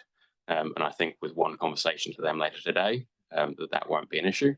I've also just got off the phone to the local Maritime New Zealand representative, and he 100% supports this bylaw as it stands. So the regional branch is 100% behind us. We just need to come to a modicum of understanding with the national level there. Next one there is transshipping provisions, and that's because Maritime New Zealand haven't seen a transshipping provision before. Reason for this is there's never really been any large-scale transshipping done in New Zealand, whereas we do have a large operator wanting to come to our region and do a large amount of transshipping. Hence, that clause is deemed appropriate by our maritime lawyers and by myself. And once Maritime New Zealand understand what their plan proposal is, I don't think they'll have a problem with it either. Last one is commercial vessel hire and reward or hire operations. It's been considered that potentially we're overreaching because it is regulated within Maritime New Zealand, whereas what I'm actually trying to propose is that I would have the ability to request Maritime New Zealand inspect if I've seen unsafe practices. So rather than me being the one to do those things, I'm just putting it to them to say that I can observe and inform and putting it in a legal context so the operators have some knowledge that I can walk on and ask to see their documentation. So, and again, I think once they understand that, we won't have a problem with Maritime New Zealand around these clauses. Okay, thank you. Councillor Greening. Yeah, just on the front of compliance, My understanding is that we have a compliance pyramid policy, which kind of tiers the way that we engage with compliance. So I'm assuming that any compliance through this navigation bylaw would be consistent with that pyramid approach. So I'm just wondering also, I assume the new approach is consistent with our acknowledged pyramid approach. Through the chair. Yes, the actual compliance policy we have relates to functions under the Resource Management Act, but you can be assured that the same VAID, so that's the voluntary, the assisted, the directed enforcement approach that underpins that, will be carried forward across all of our regulatory activities in the council. So while there's not a document that stipulates this, maybe in time under the oversight of the Harbour Master, we could create that, but right now our priority is towards resetting a number of things. So what I can assure is that that approach does follow through, and I guess that's what you heard from Peter when he was talking about the emphasis being upfront on the voluntary and assisted aspects of it, rather than the directed and enforced aspects. Okay, thank you, Kim. Councillor Walker. Thank you, through you, Mayor. Thank you.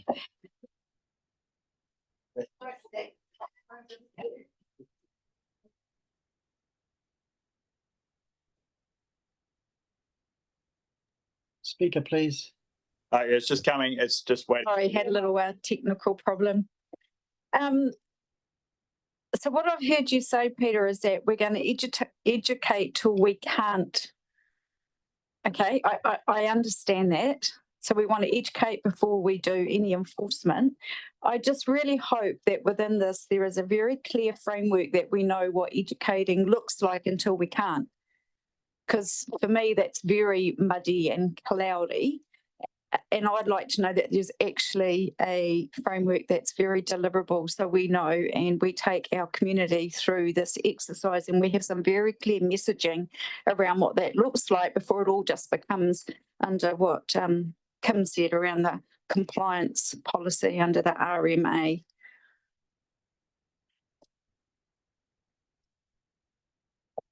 Yep, a pretty good question.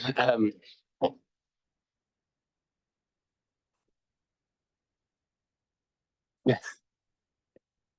Yeah. Sorry. Yeah, it's a very good question. I mean, I guess this is a part of a whole project around education.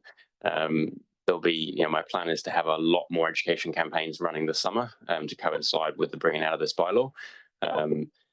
It's more, my terminology there for educate till we can't is more around, I guess it's an attitude thing on the water that we see a lot of the time, is that we pull up and we want to discuss with people. We want to talk about nav safety. We want to ask them how the day's going, all of that sort of stuff. But sometimes there is a case where it doesn't work. That doesn't happen. You need some sort of a tool to say, actually, let's discuss this deeper in a more fitting setting. In terms of a tangible documentation for how that might seem, that's something we can definitely work on. But again, I'm falling back to, it's part of the puzzle, I guess, for how navigation safety should look for the region. And I, right back from the start, I said it's sort of, we're going to do this based on risk assessment. So if it's something that's fairly low risk, it's not going to get a lot of emphasis. And it is going to be a lot more around education. Whereas if it's a high risk, which is to me the large ship running around on fair well spare, well, we will probably jump fairly quickly to enforcement. If that makes sense. Councillor Murray. Thank you, Mr. Mayor. Just one last one, because I guess this will come up in the bylaw review anyway. But there was two things in there. One, does Christchurch already register their jet skis? So they already, because the huge number that come from Christchurch to Kaiteritieri, and all of a sudden you have to identify them. And the second one is, I only just picked it up when I reread it, is I would have absolutely gone jet ski riding with my son before he was 15. I wouldn't have had access to the controls, but I would have been beside him on something else. So there are two things I guess the bylaw can flush out. But one is the sudden influx of out-of-town jet skis. How quickly do they need to comply? And the other one is the 15-year-old. So I'll do that in reverse if that's okay. So the 15-year-old rule is a national rule. So in the bylaw, yes, yeah, pretty much. So in the reason for putting it in the bylaw, and the way the wording is that it would then give us powers of exemption. So there is a method for training for certain events. For example, there might be a need for younger people, or for certain areas that there might be a need for a younger person who is suitably qualified or done suitable training, whereas I don't put in the bylaw, there is no provision for exemption. So it's a worthwhile clause having in there, but essentially there's no room for wiggle to say, actually, you're doing the right thing. It's, yeah, sorry, it's, yeah. Can you repeat the other question again? Sorry, I'm just the period of time. Yeah. So I'll just reiterate the jet ski registration thing. So originally, when we had the workshop, we were talking about full registration for jet skis. It is incredibly difficult system to manage when you actually don't know how many jet skis you're going to have on a system and how it's going to be charged and costed. Whereas by doing the identification, we're achieving the same outcome without all the added costs to the consumer. Yeah. Christchurch have been doing a vessel identification, not registration. They've been doing that for a long time. So any Christchurch-based power-driven craft do have to be identified with a registration number. Yeah. Okay. Councillor Butler, then Councillor Dowler. Thank you. My question's about something a bit different from compliance, but I'm just reading, and I may have missed this, but reading through the bylaw, it doesn't actually say anything specific that I can see about estuaries. It refers to the river meeting the sea, whereas estuaries are, you know, they've got huge biodiversity issues, and you know, the encroachment into estuaries of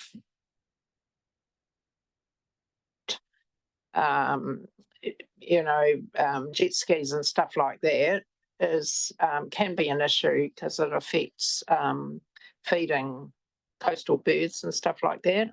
So I'm just wondering how the bylaw is going to deal with that, or is it in there and I missed it? So no, the bylaw does not specify estuaries. Environmental protections are outside the scope of the Navigation Safety Bylaw. So the Maritime Transport Act, it sets out in section 33 and what we can and can't include within that. We couldn't prohibit jet skis from an estuary for a reason of protecting birds or nesting, no. DOC do have bylaw backing powers and responsibilities, and it's probably more appropriate that they look at how it's managed within estuaries. Okay, thank you. Councillor Dowler. Thank you. Just put my hand up for the panel if the council is happy. Excellent. I don't have any conflicts of interest. I'm not a fish eater of any kind, and all my fuel consumers have wheels, no boats. Thank you. Also volunteering? Yeah, excellent. Because I'm not doing the ones the following week. It's just that I'll have, if there's a creeping date, I would have a problem. But the 11th and the 18th are fine, because I leave the country on the 24th. Righto, further volunteers, Councillor Butler, and one more.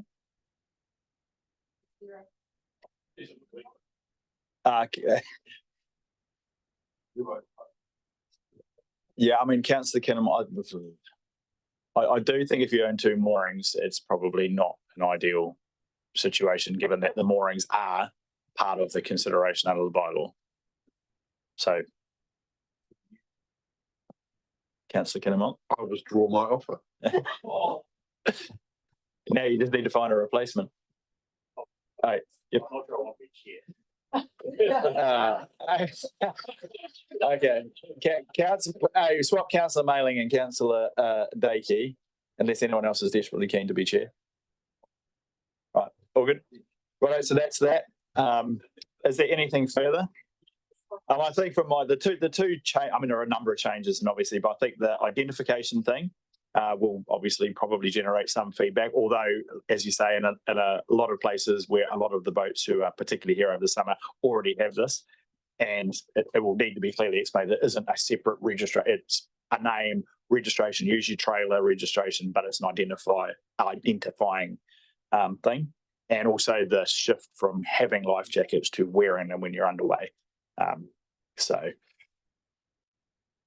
with that, I will look to put the resolution be moved and seconded. No, is there a move? Happy to move. Thank you. Deputy Mayor Bryant has moved, seconded Councillor Mackenzie. All those in favour, please say aye. Aye. Against? Carried. Thank you. Thank you, everybody. Next up, we have equally simple and also entirely uncontroversial topic, the draft dog control policy and bylaw. Welcome, Kat and Shannon.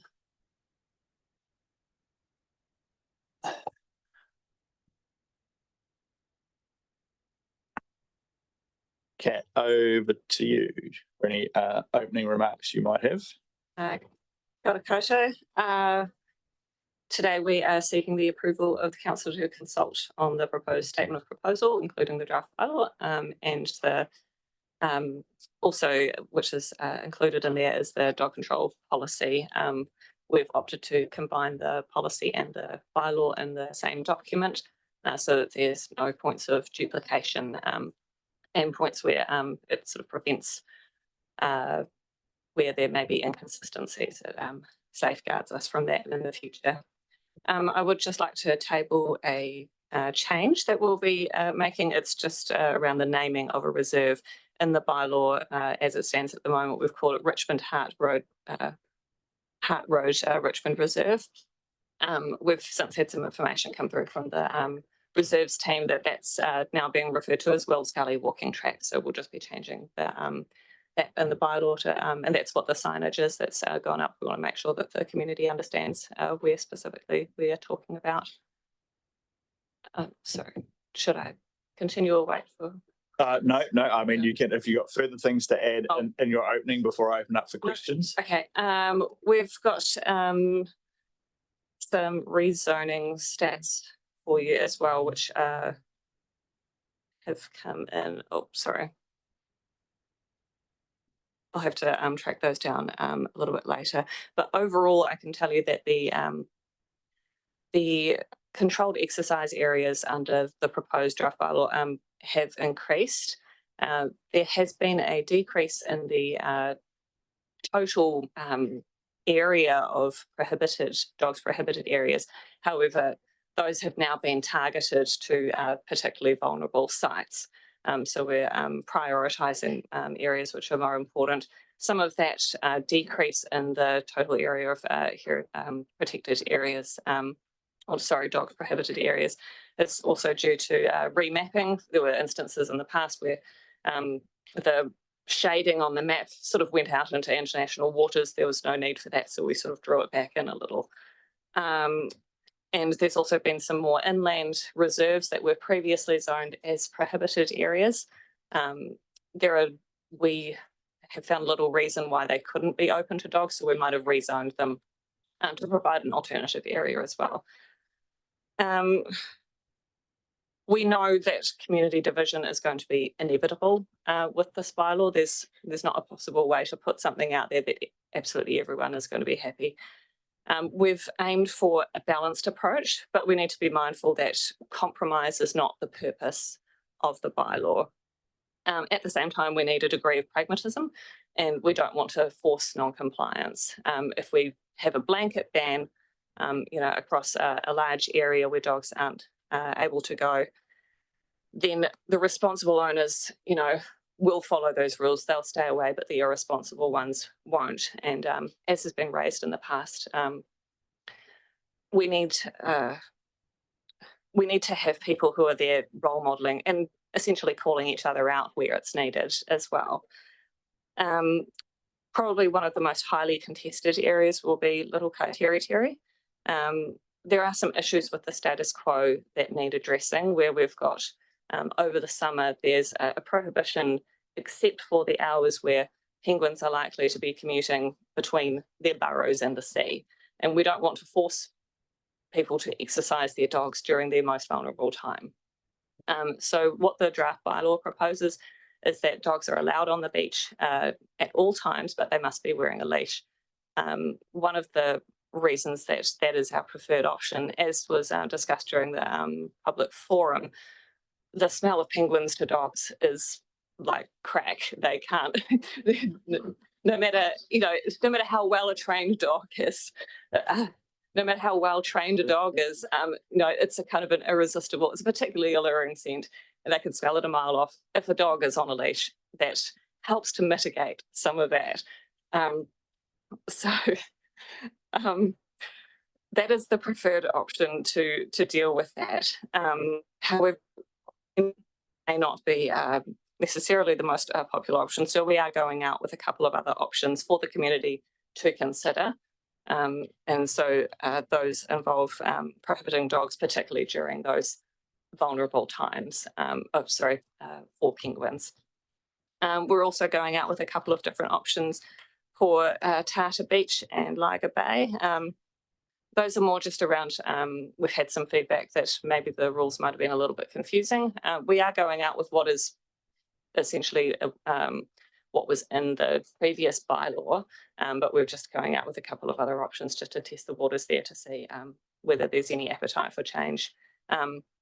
We've also just amended how the bylaw was worded in the previous bylaw, because it may have just been a wording issue that was causing some of the confusion, but essentially the rules are being set out in the same way.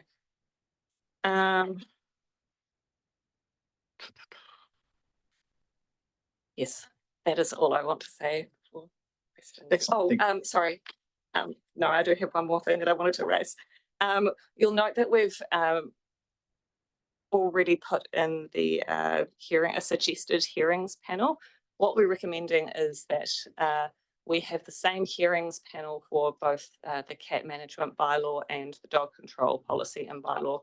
The reason for that is we suspect that there's going to be a lot of particularly environmental groups who are wanting to make submissions on both the bylaws. We're trying to make it easier for the community to be able to come in just once rather than come to two separate hearing panels. It could be that they have to come in one day and then the next. So we're just trying to make things a little bit simpler and more streamlined for the community in doing that. So that is our recommendation, but it's up for discussion. That's all. Okay, thank you. Councillor Dowler, Councillor Walker. Happy to move. Councillor Butler. Thank you. It's been moved. Is there a seconder before I be happy to? Councillor Walker. No, I don't want to second it. Okay. Can I have? Yes, yes. Oh, cool. Thank you, through you, Mayor. First, it's handy to have someone second it, but not essential. Won't be me at this minute.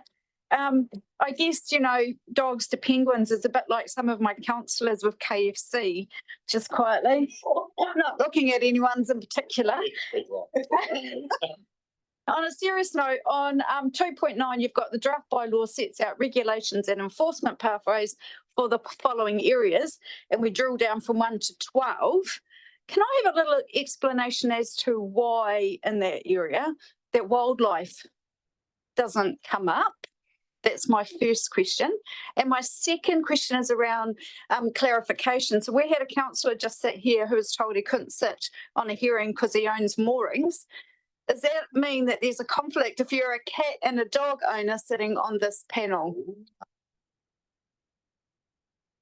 Or a cat hater? That's an excellent question. Yeah, so there are probably considerably less moorings than there are cats and dogs. And so there is an at-large, and I didn't prohibit Councillor Kinnermont, I just suggested that it might not be ideal if you own two moorings to be, and the Councillor Kinnermont on his own volition decided that he wouldn't. So look, I think in terms of the ownership of cats and dogs, it is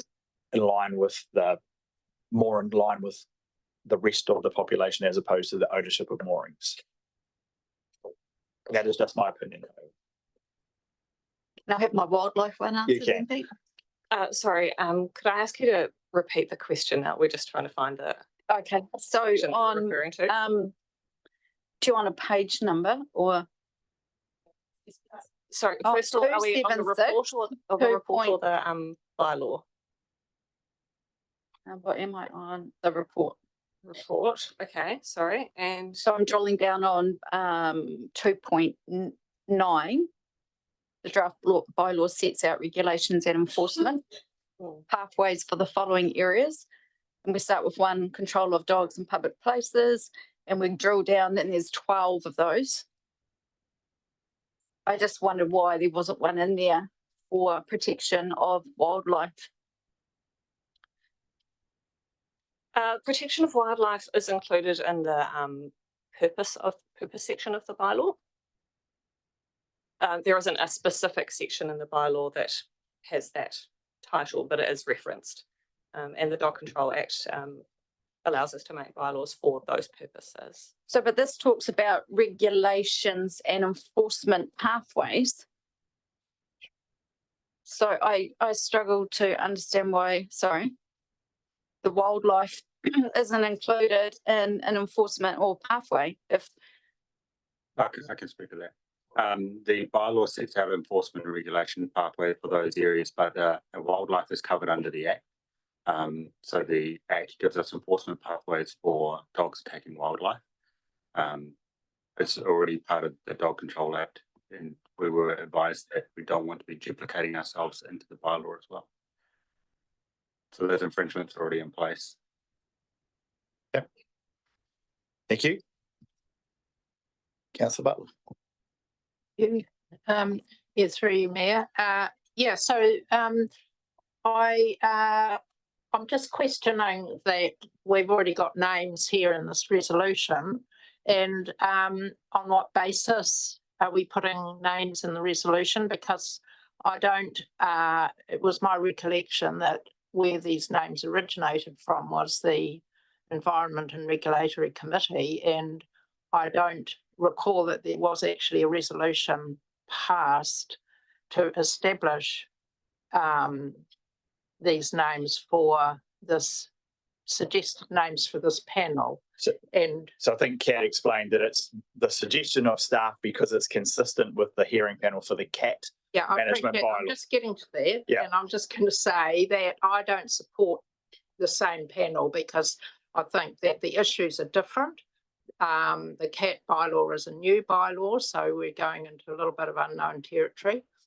And I don't know that it's actually is better for the senators to be doing a submission on both at the same time. I think it just could be confusing because the issues are so different and they're not necessarily the same group who will be submitting.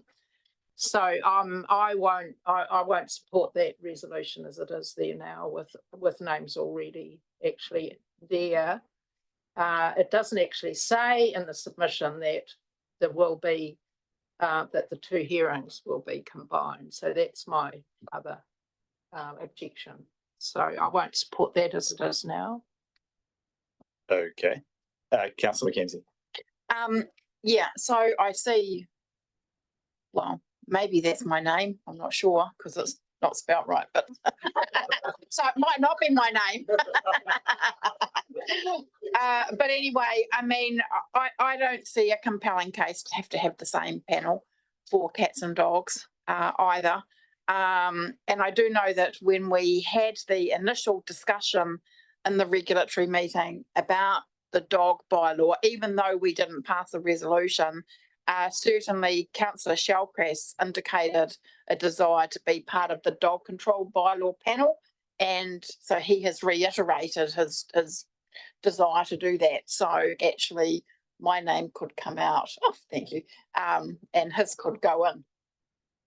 Right. I mean, I think the staff have put the suggestion up. Kat made it clear that ultimately, while they have a view of the perceived deficiencies of having one panel and one kind of process, it's entirely up to council to disagree, and it seems as though there is some disagreement. And if I could finish, and I understand that Councillor Butler would be interested in being on this panel as well. Right. So that's not my reason. So I think again, so you have Councillor Hill as the chair, and I presume Councillor Hill is still interested in being the chair. So having some degree of regional spread may be a consideration the council wishes to have. Councillor Mackenzie has indicated Councillor Shellcrest, and because Motueka, that kind of draws that So I'm open to that suggestion. So you just have to, someone moves the resolution. We can do the names thing as part of it. So I'll just check with the other councillors whose wishes to remain, because that may indicate. So Councillor Murray, you still okay? Councillor Hill? Yeah. Yeah, I have been. It's getting a bit trickier now, isn't it? No, I'm happy to continue to chair. Thank you. Councillor Murray, Councillor Hill, Councillor McKenzie changed for Councillor Shellcrest. Councillor Ellis? Yep, excellent. That's Richmond covered. And Councillor Bryant, the coverer of the vast area of land that exists beyond Wakefield. I'm happy for Councillor Butler to take my place if that would help, and she can be ex officio, which is. I'm sorry, I just can't hear that. Righto. Lucky Councillor Butler. Righto. All right. It's still open for further comments. So the names are now the names. Councillor Murray. Thank you. As it was moved, wasn't it? Was it not moved? I'm happy to second the changes. No, it was moved, Councillor Dowling. We didn't get a second. Yeah, happy to second. And just two things is that my understanding for some of the dogs that walked in Little Kaiteri, they had attended the dog desensitisation program for penguins, which may turn them off KFC. So I certainly go in here with an open mind and balance, because regulation isn't going to fix this unless we've got dog control officers on the beach every day. Good dog owners will fix this. So I suspect this is going to be the biggest submitted bylaw that we have this year. Just two things of note on here in terms of one of the proposed sites is the Mayoral landfill, the old Mayoral landfill tip. So is that cap testing being done? Because the community board tried to do a dog park exercise area there a few years ago, and it was put on hold to test the capping, that it was still capped and there wasn't anything there that might affect animals. Leaching, that's the word I was looking for. So now we're putting it out for consultation. I'm just assuming that work was done, has been done. It is all okay.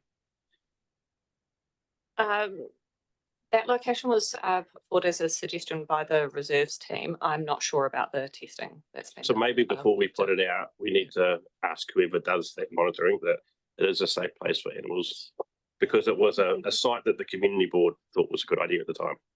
It was paused. Okay. Yep, thank you. Councillor Hill. Thank you, Chair. Just could we have could I have a screen share of the changes to the panel? Thank you. Yeah. Thanks. So it is yourself, Councillor Maru, Councillor Shellcrest, Councillor Ellis, and Councillor Butler. Thanks. Righto, anything further? Councillor Dowler. Just a question about the area on the Motueka sands, but is that dog prohibition area been increased in size, or is it still where it used to be? I believe it's the same through the chair. Sorry, I believe it's the same as it was originally. It may have been adjusted slightly because the SAMS bit may have moved. It's notorious for doing that. Yeah. But Matt is online and he did the mapping, so he'll be able to speak further to it. Matt, do you have any comment to make in relation to the area in relation to the Motueka sands bit? Yep, through the chair, and again, apologies for not being there. I've got some awful flu thing, and I don't want to spread that. We had some discussion with Doc about that, and that's kind of up in the air. So the maps stayed the same as far as I'm aware. Yep. Okay, thank you. Thanks, Matt. And along those lines, so do I read this correctly and that this doesn't apply to Dockland? They have their own process. Is that? So through Ms. Mayor, the Dog Control Act gives us powers to make bylaws in public places where anyone's got access to public, but it has to be in alignment with any other regulations that are already in place. So most of Dockland is covered under their own reserves, bylaws, and that sort of thing. So we don't want to contradict them. We have included areas that are covered under the Able Tasman Foreshore Reserves, which is not one of our bylaws, but it's a coalition. And we put those in there, and we spoke to Doc about the sands bit. Despite that actually being their land, we're allowed to impose a bylaw restriction on that. Okay, so but by and large, because there is a lot of department concern not outside the national park, there's a lot of department like for example, Snowden's Bush and Brightwater is Department of Conservation, not council. Yes. Across the roads, the council's reserve, but this bylaw doesn't. The Dog Control Act stands across the whole district or across the whole country. So whether they're not under control on dockland or not under control on our land, it's still enforceable.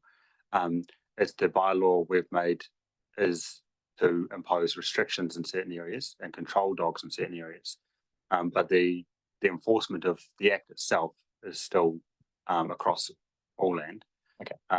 But those areas that like Snowden's Reserve and that sort of thing that are dock land, they've got their own regulations, and we don't want to put anything into the bylaw that they then may then change and they contradict. So if they currently allow dogs on there and then they change it 2 years later, our bylaw is in contradiction and we can't have that. Okay. So we spoke to them about some areas of interest and they weren't interested in us putting it into our bylaw in case they decided to change their rulings. Fine. Okay, thank you. If not, I'll put the resolution. All those in favour, please say aye. Aye. Against, carried. Right, next up we have Yulia. Welcome. And welcome back.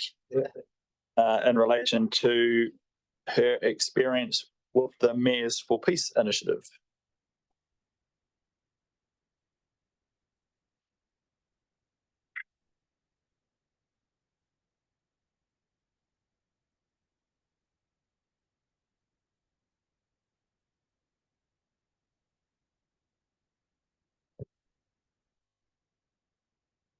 Hello, everyone.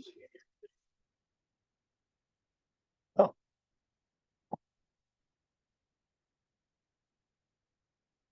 What was that?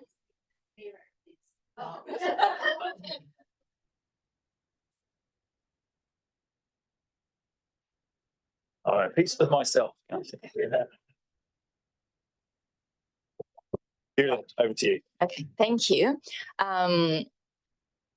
First of all, thank you for opportunity to talk to you about my experience. And of course, thank you for sending me to Japan to have that experience, because that was amazing that you had this trust in me to represent Tasman in Hiroshima. So in this presentation, I just wanted to quickly talk to you about some of the important learnings and also how I'm going to apply these learnings into within my role and also in Tasman District.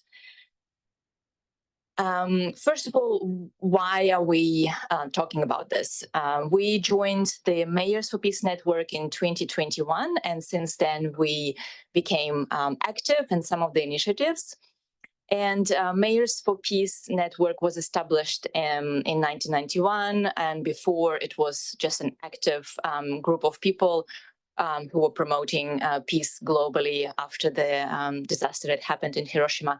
And at the moment, it has over 8,000 cities, and they're getting new cities joining in all the time. And the purpose of this network is obviously abolition of nuclear weapons. So they strive to achieve the world without nuclear weapon.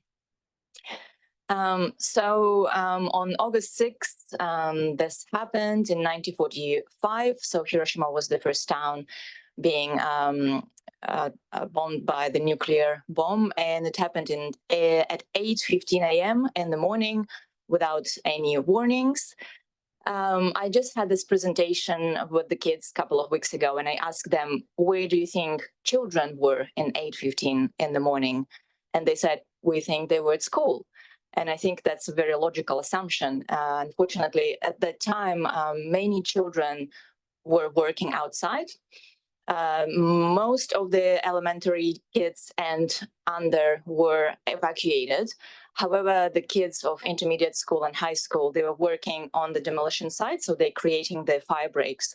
So then when there's the bomb from the air, the fire don't spread further.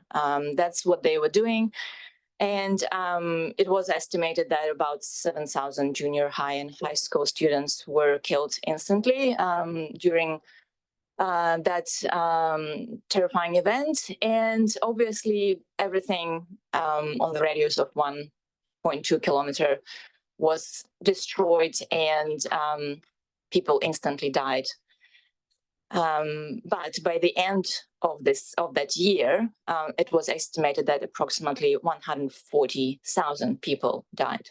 So why this effect was so tremendous? So there were 4 forces that were created by this bomb. The heat rays, so the temperature was for somewhere from 2,000 to 5,000 degrees, and it is higher than requires to melt glass or steel.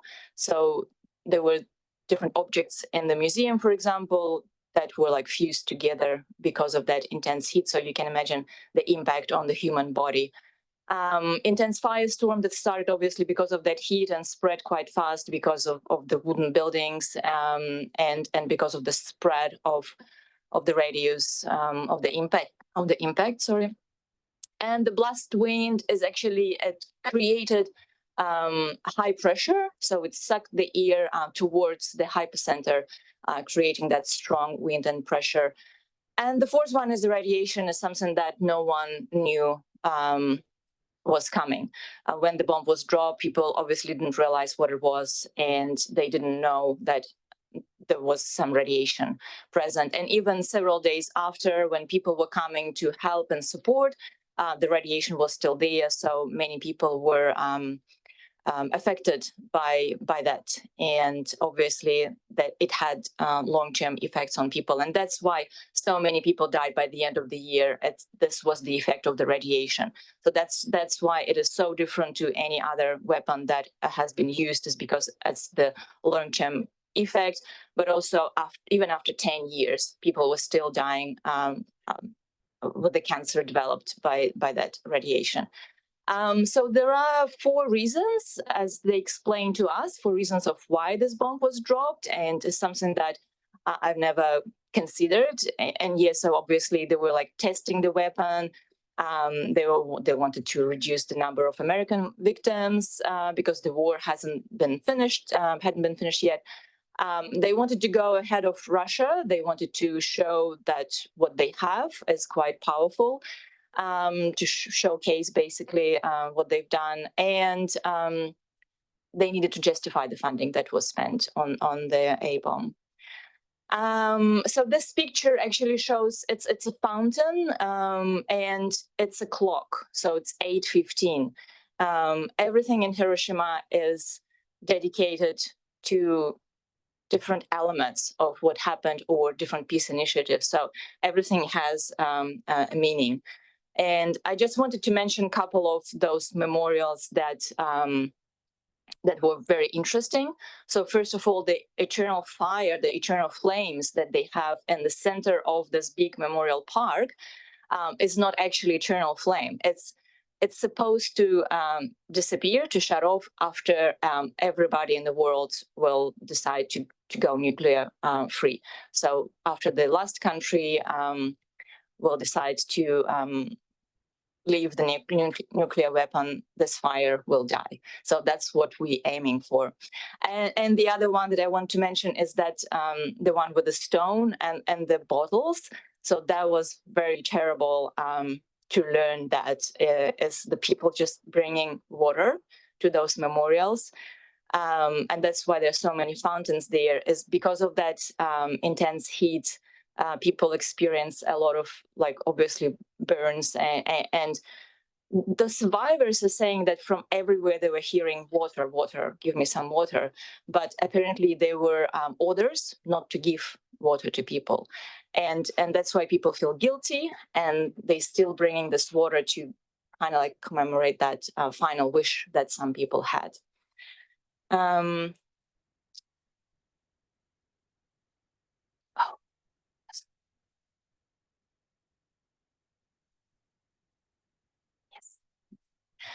So during my internship, that was 2-week internship, we learned many different things from different points of views. We obviously met with the mayor several times. We delivered the gift that I that we prepared here. And then we met with the different other officials, visited so many different places, and if many things are run by volunteers as well, because people are so dedicated to promote peace. And the picture below, you can see that this is a person who was very knowledgeable, and he was volunteering for many years in the park, just guiding the tours. The most I think special was the opportunity to talk to a survivor. We had experienced different stories from the survivors. The picture on the top one is Keiko Ogura. So she's 87. So basically she was 8 when it happened. And she dedicated her life to telling people about her experience. So she's going around the world. She travels and she talks to leaders, to world leaders, and talk about her experience. But there are some others who never talks, who they decide that it's too painful for them to express anything, and they don't want to remember anything that happened. And the picture below, you can see the person that is showing us something. So she is the daughter of a survivor. Although her mom never talked about it, but she kind of like gathered all the bits and pieces of information over the years, and she produced a book, a children's book that was based on her mom's story. Although her mom never talked, she still tried to understand, and now she's the one who is promoting peace in the world. I think another interesting thing was to learn that those survivors, they receive a very good treatment in a hospital. So they have this, well-being care, but they never received a psychological support. Although there is a survivor guilt, because sometimes there will be just like one person in a family who survived, and they feel guilty for surviving. There was like a workplace, let's say, and then everybody would die, but then only one, just because of the luck, would survive. And then for many years, they experienced this guilt that they survived and everybody died. And the rescuer guilt as well, when people tried to help and they couldn't, or they couldn't even help because they were scared maybe. And then it follows them throughout the years. So now, after learning all of that, we actually had to come up with some ideas of what we can do in Tasman. And in New Zealand, we actually have a nuclear-free zone, and I think not many people know that we actually leader in the world in terms of the abolition of nuclear weapon. And I think in terms of New Zealand, we don't really have this leadership position in the world as much, but Mayors for Peace is a network of towns. So they try to educate community. So then it's like, from the community to the leaders. And that's why what we're doing is since 2021, since we joined in, we've been doing the Peaceful Town art competition. And obviously, by just drawing a picture, you're not going to solve the problem. But what we do is we actually do some workshops with the kids so they can understand what peace is about, because in New Zealand, for them, it's quite to imagine, but very hard to imagine what it is. So we have a very amazing peace promoter and illustrator who comes from Blenheim, and she has been doing those workshops with kids for the last 3 years. And she's like brainstorming the ideas with them. And in previous years, we actually won internationally. So our kids received some places in the international competition. The other thing that is new that we are preparing for this year, Peace Day, is we want to invite one of the survivors to talk to our community through an online meeting. So this is what Mayors for Peace provide. They provide the support. They have a pool of the survivors who actually ready and happy to talk. And so we're working with the library to organize this conference where they will Zoom in, will tell about the experience, and then have a question and answer session. And so it's the Peace Day is 20th of September, but depending on the availability, we'll schedule something to suit the survivor. And also we're going to receive from Wellington an expo on the abolition of nuclear weapon as well. And we are looking for a space now where to put it, but it will be tied into that International Peace Day as well. On a personal level, I'm doing some presentations as well, and one of them will be a Picha presentation, which is just 6 slides. Will be very difficult to condense everything, and I'm approaching some of our neighboring councils in my personal time to just see what they are doing in this sense, because they are also members of this network, although they joined quite a while ago. So mayors has changed, and so they became inactive in that space. Right, so this is it from me, and happy to take any questions. Thank you. Okay, thank you, Julia. Are there any questions? Councillor Button. Yeah, could you tell us about your colleague, the other person who was there with you? There was someone there with you. Yeah, correct. So there were 2 people this year. Harun Pasic was from Bosnia and Herzegovina. So he was another intern that was selected because Sarajevo is part of Mayors for Peace. So he obviously suffered, not he personally, but his family, from the siege of Sarajevo city during the Yugoslavian war.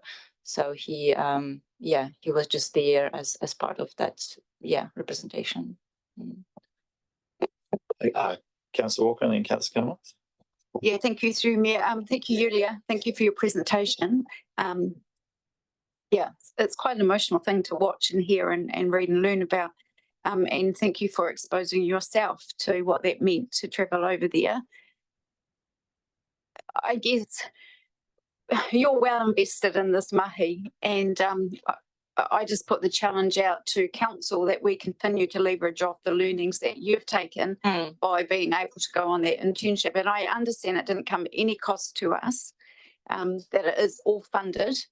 And like, it's great that you're going to go and reach out to our local councils around who are, who have bought into it and then have kind of, because mayors change.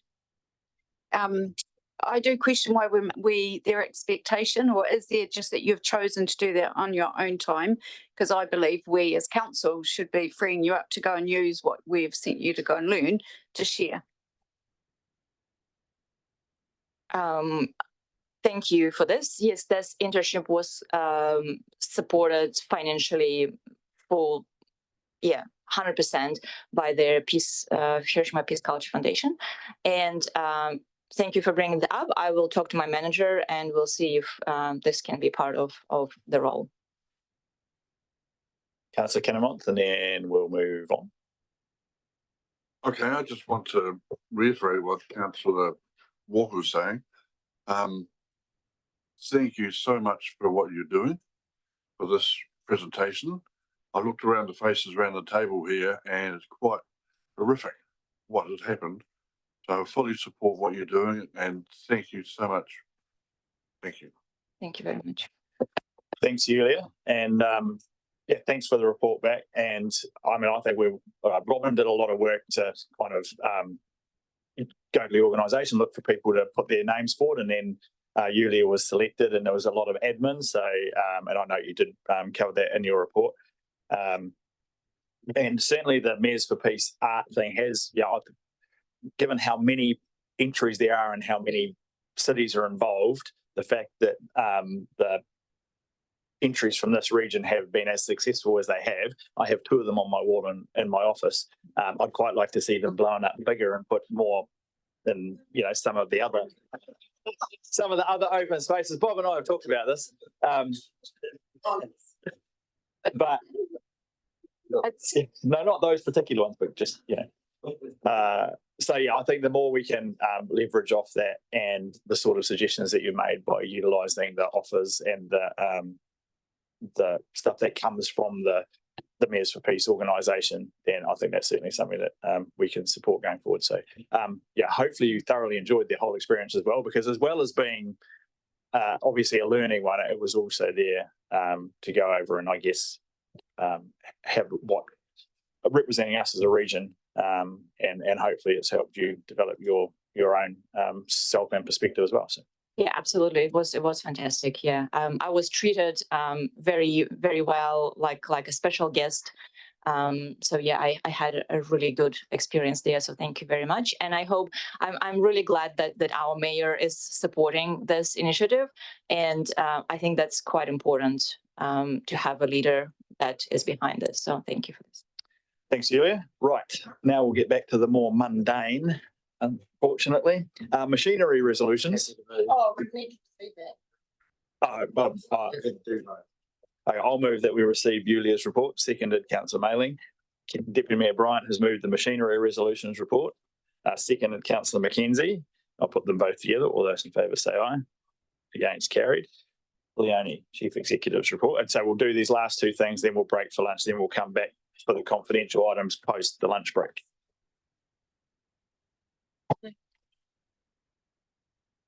You're up. Hi. It's not working. All right. Through the Mayor, I just want to highlight a couple of things in the report. I've given the human resource statistics for the past year. For me, just to note that our increase in headcount has slowed to 2.6%, which is because we're trying to obviously be constrained and how many resources you bring in. But I'm also don't want to do that to the detriment of the stress that puts on staff and the workload that we have ahead of us. So we're constantly looking into that. Our turnover has decreased as well. So and that's probably because of some of the initiatives we've had around being a good employer. And the only other thing I really wanted to bring to your attention is Motueka wastewater treatment plant. We've had our first hui with its kaupapa with pilfery at the TFN Marae. We've got our Kyoto, Renee, who's chairing it temporarily, and it's great to see that project getting underway. And it's really great to see that we're honouring our partnership agreement and really bringing our iwi partners to the table early in the process. Happy to answer any questions. Okay, thank you, Leone. Are there any questions? Councillor Greening. Yeah, thanks. Look, you'll be aware I've raised my concerns before about our Lagoma processes and based on the data trends we're seeing and probably the public feedback and complaints that we hear. So for me, it's just I'd like to know what you and staff are doing to improve the current Lagoma performance and the customer experience. Through the Mayor, I'm actually quite comfortable with the performance of the Lagoma team. I mean, effectively, we've got 1.5 members actually dealing with this number of Lagomas.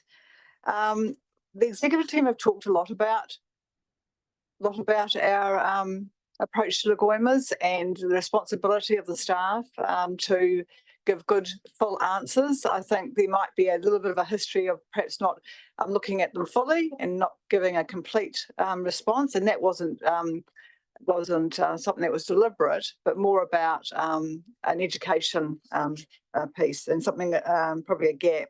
So we're doing a lot of work, and the group managers have taken a responsibility to really make sure that we meet the deadlines and those responses are looked at before they go out.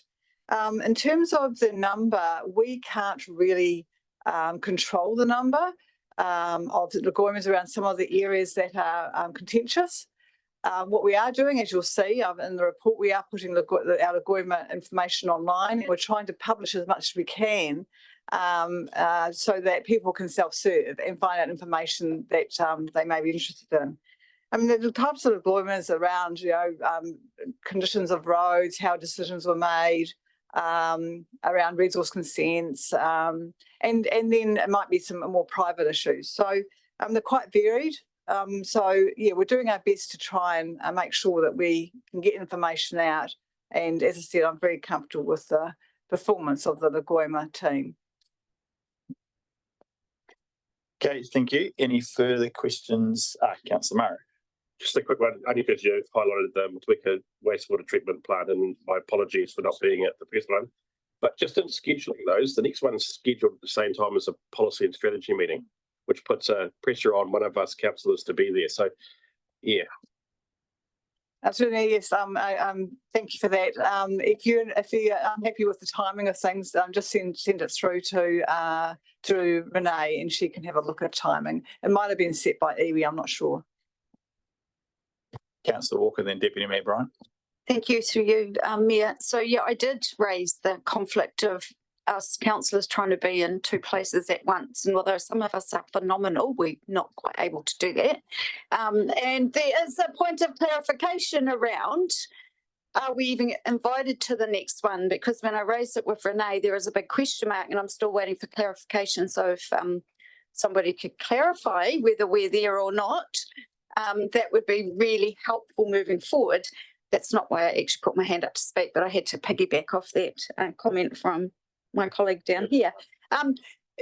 So thank you for your report, Leonie, and it's interesting the statistics that we have on our staff turnover. I'd just like to ask, when our staff leave, do they do an exiting interview or process? And what if they do, because I see you nodding your head, where does that data go and what do we do with it? Thanks. Through the Mayor, yes, they do exit surveys, and they are also, they can request a meeting with either a manager or myself or whatever. With that information, we have a look at what their feedback is, and quite often you'll find that most of them are pretty transparent, and so all the group managers see what the feedback might be. For example, we had one leave recently. It was around complexity of the tools that we use, and he could get more money somewhere else. So quite often that's a bit of a theme. I haven't seen any in my time, and because I didn't always get to see them, as a CEO I do now. Have you seen any that I felt needed direct action, other than pay people more money? But that's not an easy and good answer. Deputy Mayor Bryant. Mr. Mayor. Oh, there you go. Just a question around the representation review and the passing of the Mayoral Ward legislation this week. And maybe since this went to print, you have had a response from our iwi partners in relation to that. And I think we do have a workshop scheduled reasonably soon, don't we, to discuss that, because we are under the pressure a little bit to meet timelines. So I sat in on a GM CEO Hui list today, and it was represented by, I believe there were 5 of our 8 iwi GMs there. They talked about this kaupapa, and we decided they were very supportive of continuing with the Maori Ward.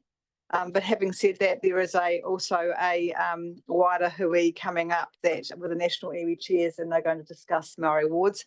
But they were supportive of continuing in 2025 with the Maori Ward. Thank you. And obviously we get to discuss that at the workshop, and we had a formal meeting. Righto. Someone moved the receipt of the Chief Executive's report. Do you have a question as well? Okay, moved. Councillor Butler, seconded Councillor McKenzie. All those in favour, please say aye. Aye. And then lastly, before lunch, is my update. Find it.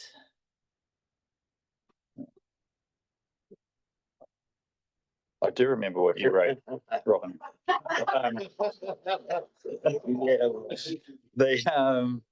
I guess the key point is that, no great surprise down, there's an awful lot on. Just getting through to the end of the long-term plan was obviously a major milestone, but again, work doesn't stop. There is a lot of government legislative either change or suggested change. I've noted down there some of the select committee submissions that I've spoken to recently. Sitting behind that is a huge amount of work that's done by council staff to develop those submission and submission points. That often comes out for councillors also to input and feedback. A lot of it is quite technical. However, I guess it just illustrates there are a lot of, again, pretty much a theme that's been the same for 6 years now. A lot of change or suggested change or change to anticipate. Some of it not a huge amount of detail, some of it very specific and quite detailed. So the Staff Values Awards, just a brief comment on that, is another very, I guess, enjoyable and well-received ceremony. I think it's really important to acknowledge those who do great work and follow the values of the organisation, because again, we do tend to dwell on Yeah, and we do hear and get feedback on the negative when things aren't working and when things don't go so well. So it's always important to balance that up with celebrating and rewarding where things do go well. And that is the majority of the time in my experience. I just note that both Joseph Thomas and Martin Doyle celebrated 35 years working at either the Tasman District Council or its predecessors. And yeah, I guess again, that highlights they're not the only people in this organisation who have been there for significant lengths of time. And there's a whole range of reasons for that. But I'm certainly aware that both Martin and Joseph have had opportunities. They're both really well regarded in their field. They both provide really critical kind of information and technical expertise to our region as a whole and us as a council. And the fact that they've chosen to stay in this community and work for this organisation, I think needs to be recognised. So really, that's probably it. There's a bit of a list of things I've been up to and doing. And it's open for someone to move its receipt. Councillor Dowler, second, and Councillor Mailing. Councillor Greening. I was going to say, I was happy to move it. Just a quick question. Are all meetings of the Mayor supposed to be recorded in your reported activities? Because I just noted that the confidential dam briefing of 16 July is not recorded. No, I don't think this is an exhaustive. No, if this was an exhaustive list of everything I do and everyone I meet and everything, it would be substantially longer. So, and that wasn't specifically for me. Is there a criteria then for what's edited and what isn't? No, it's just what myself and Robin put together on the highlights of my last month's activities. But it is by no means an exclusive list of everyone I talk to, meet, which, as I say, would be substantially longer. Yeah, I'm just aware that MPs have to record everyone they meet and every dinner they have with. Fortunately, and to my everlasting gratitude, I am not an MP. Fantastic. Thank you. Thank you. So it's been moved and seconded. If there is nothing further, I'll put it. All those in favour, please say aye. Aye. Against, carried. Just before we break, if we move that, we go into confidential. So can someone move? Move Councillor McKenzie, seconded Councillor Kinnemont. All those in favour, please say aye. And now we will break and we will reconvene in 20 past-ish. Oh, sorry, Councillor Granny.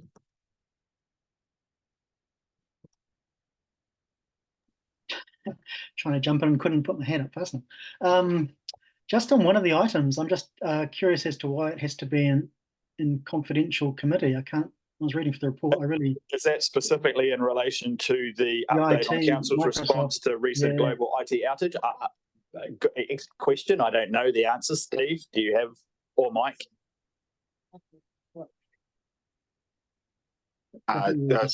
Through you, Mr. Mayor. We routinely don't discuss in public session any of the issues associated with our cybersecurity posture, because doing so then might alert people that we have certain provisions or not, and it makes us more vulnerable. So it's a standard risk thing. We present all of our information around cybersecurity to Audit and Risk Committee ordinarily, and it's in confidential session. Yeah, I just note that there's no reference to the systems we're using or protocols or anything. It's just more an update of what happened. Yeah, but it may enable you to ask questions or get further detail or information that may not be currently included in there. So that was a good question, and we have received the answer. Okay, well, I might suggest during in committee meeting that if there's nothing there that is overly sensitive and I can't see it, other than maybe the questions we asked, that it be published. That is over to you, and we may be able to do that post the meeting if indeed there is nothing that anyone is concerned about being in the public.